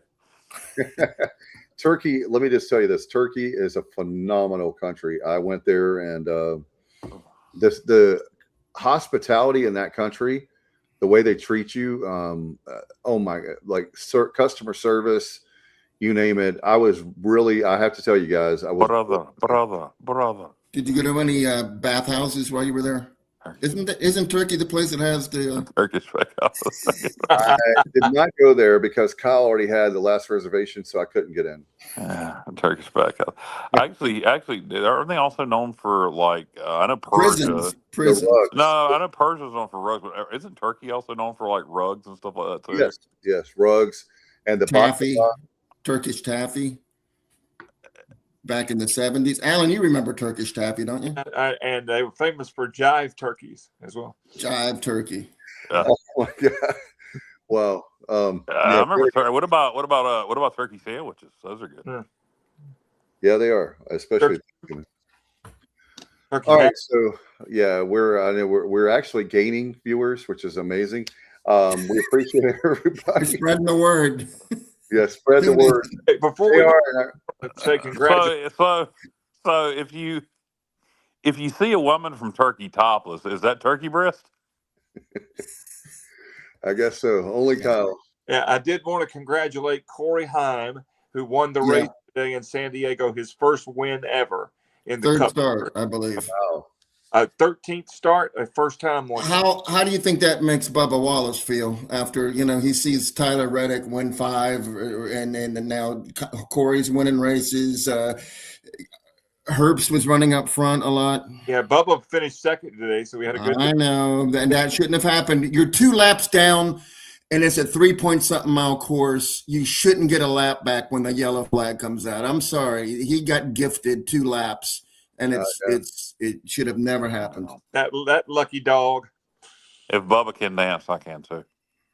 Yeah, Bubba shot the jukebox because he didn't finish first place. So, all right, Mark Chestnut. Well, I love that guy. I love 90s country like everybody on here.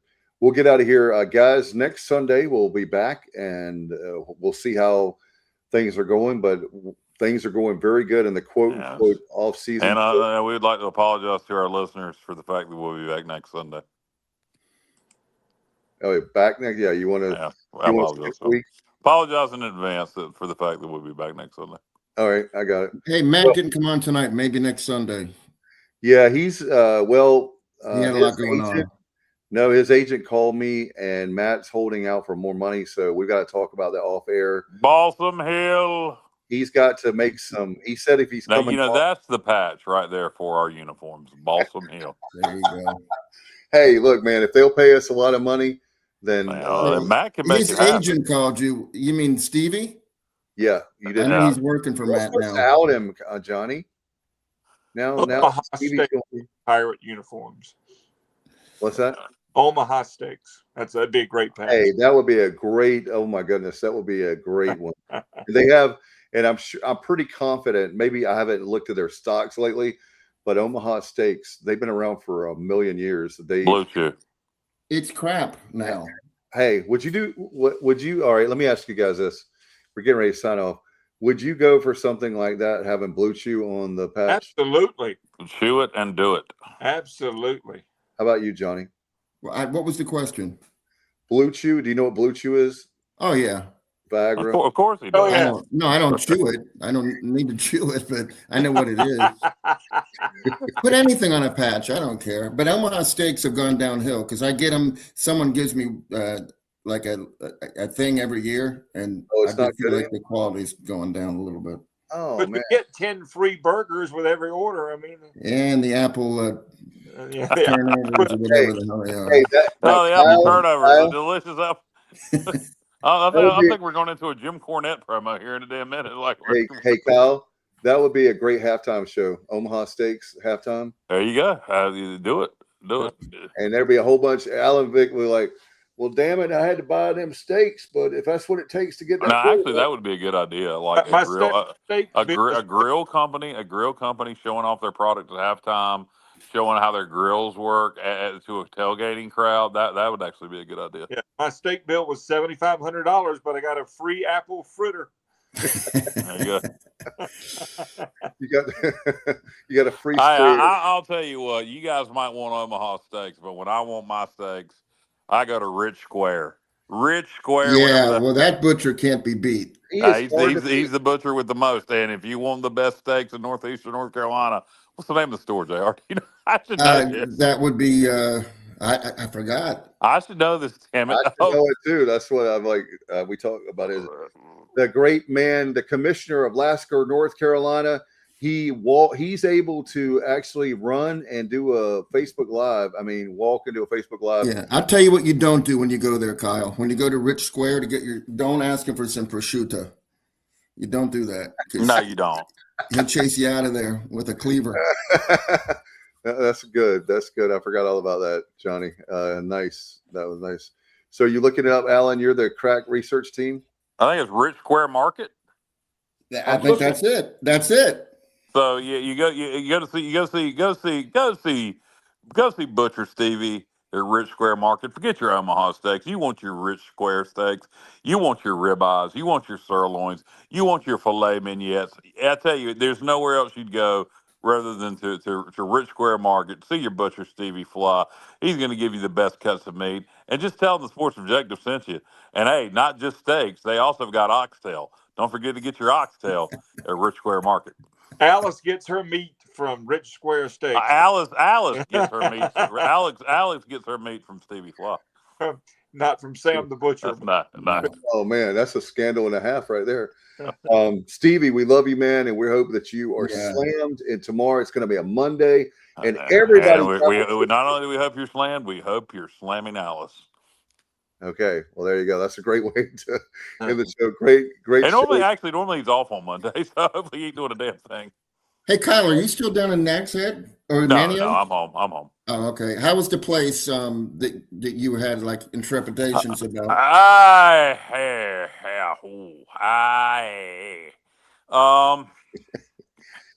The bed sucked. It was like sleeping on a brick. The hotel was clean. It was fine. I mean, for what it cost, for the Outer Banks, $100 a night, it was fine. I can't complain about it. I would say probably I would spend a little more somewhere with a pool because it did not have a pool. But for the price, I would say it's fine. It's fine. I wasn't trepidate. I wasn't worried about it. It's not like getting a cheap hotel in Myrtle Beach. Well, you just didn't know what you were walking into. It's about and you didn't have high expectations either. You just it's fine. It's fine for what it costs. I've stayed much worse. Worst hotel I ever stayed at in my life was in Danville, Virginia. Oh, I thought. What about that time you were in North Charleston? No, that hotel wasn't bad. The area was bad. So the hotel was fine. Oh, it was just the area was sketchy as good God. Yeah. One more question, Kyle. If it had a pool, are you a cannonball guy, or are you just like cannonball? I can be a cannonball guy. It depends on if I'm drinking and I've got friends around.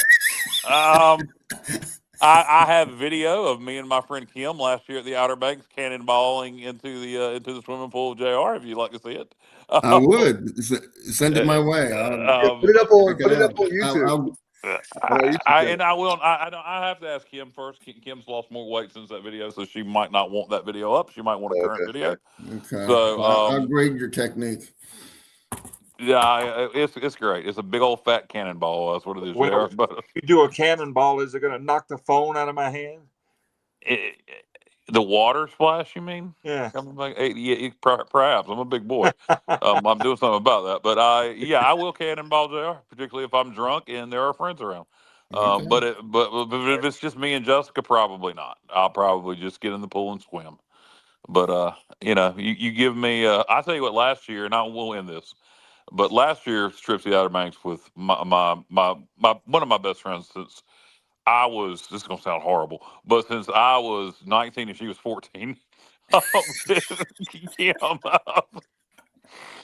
all right. We're adults now. Having her there. But she wasn't any kin to you, right? No, she's from Oh, Illinois. okay. She's That's from good. Illinois. Yeah, yeah. Hey, So Johnny, so Johnny, so he look. picked Hey, you wait up a at minute. the family reunion. Last year, having her down and her family and we all went to the Outer Banks together. I stayed drunk the whole damn trip. I mean, pretty much from the word go. And this time I didn't. I drank 2 beers the whole time I was down there. So that's the She's difference a between bad going with, influence. huh? She's a very bad influence, is what you're saying. That's the difference between just going with your wife and going with a group of friends.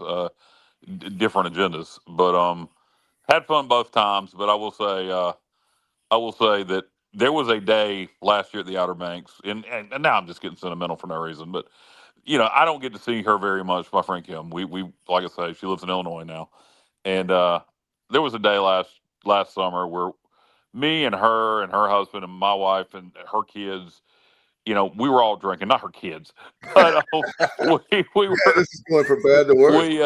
we were playing volleyball in the pool and just took the kids out in the bed of the truck like old school on the beach road and just ate bad food. It was just I felt like a teenager. I felt Why like do I hear banjo music in the background? because I don't know. I'm trying to come up with your mama joke, Alan, but I got nothing. But I but the point of that was, as an adult, there's not too many times you get to feel like a teenager again. And last year, I got to do that. There was one day where I literally felt like I was a teenager again. And so, my advice to anybody: if you get a chance to do that, do it. All right. Well, all right. We're at over 2.5 hours. So thank you guys very much for hanging in there with us. A great crowd as always. We appreciate you so much. Kyle from LaGrange Barber will be signing autographs next Sunday. Where is that, Kyle, again? It's gonna be at your house.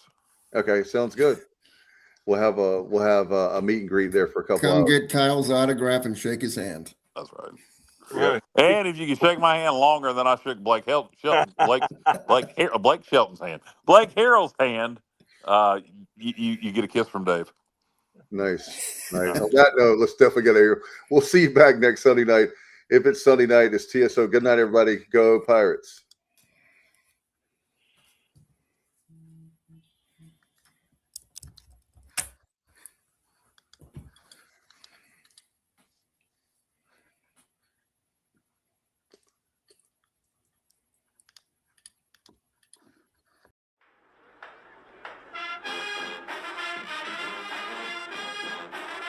You're watching The Sports Objective, the podcast for Pirates.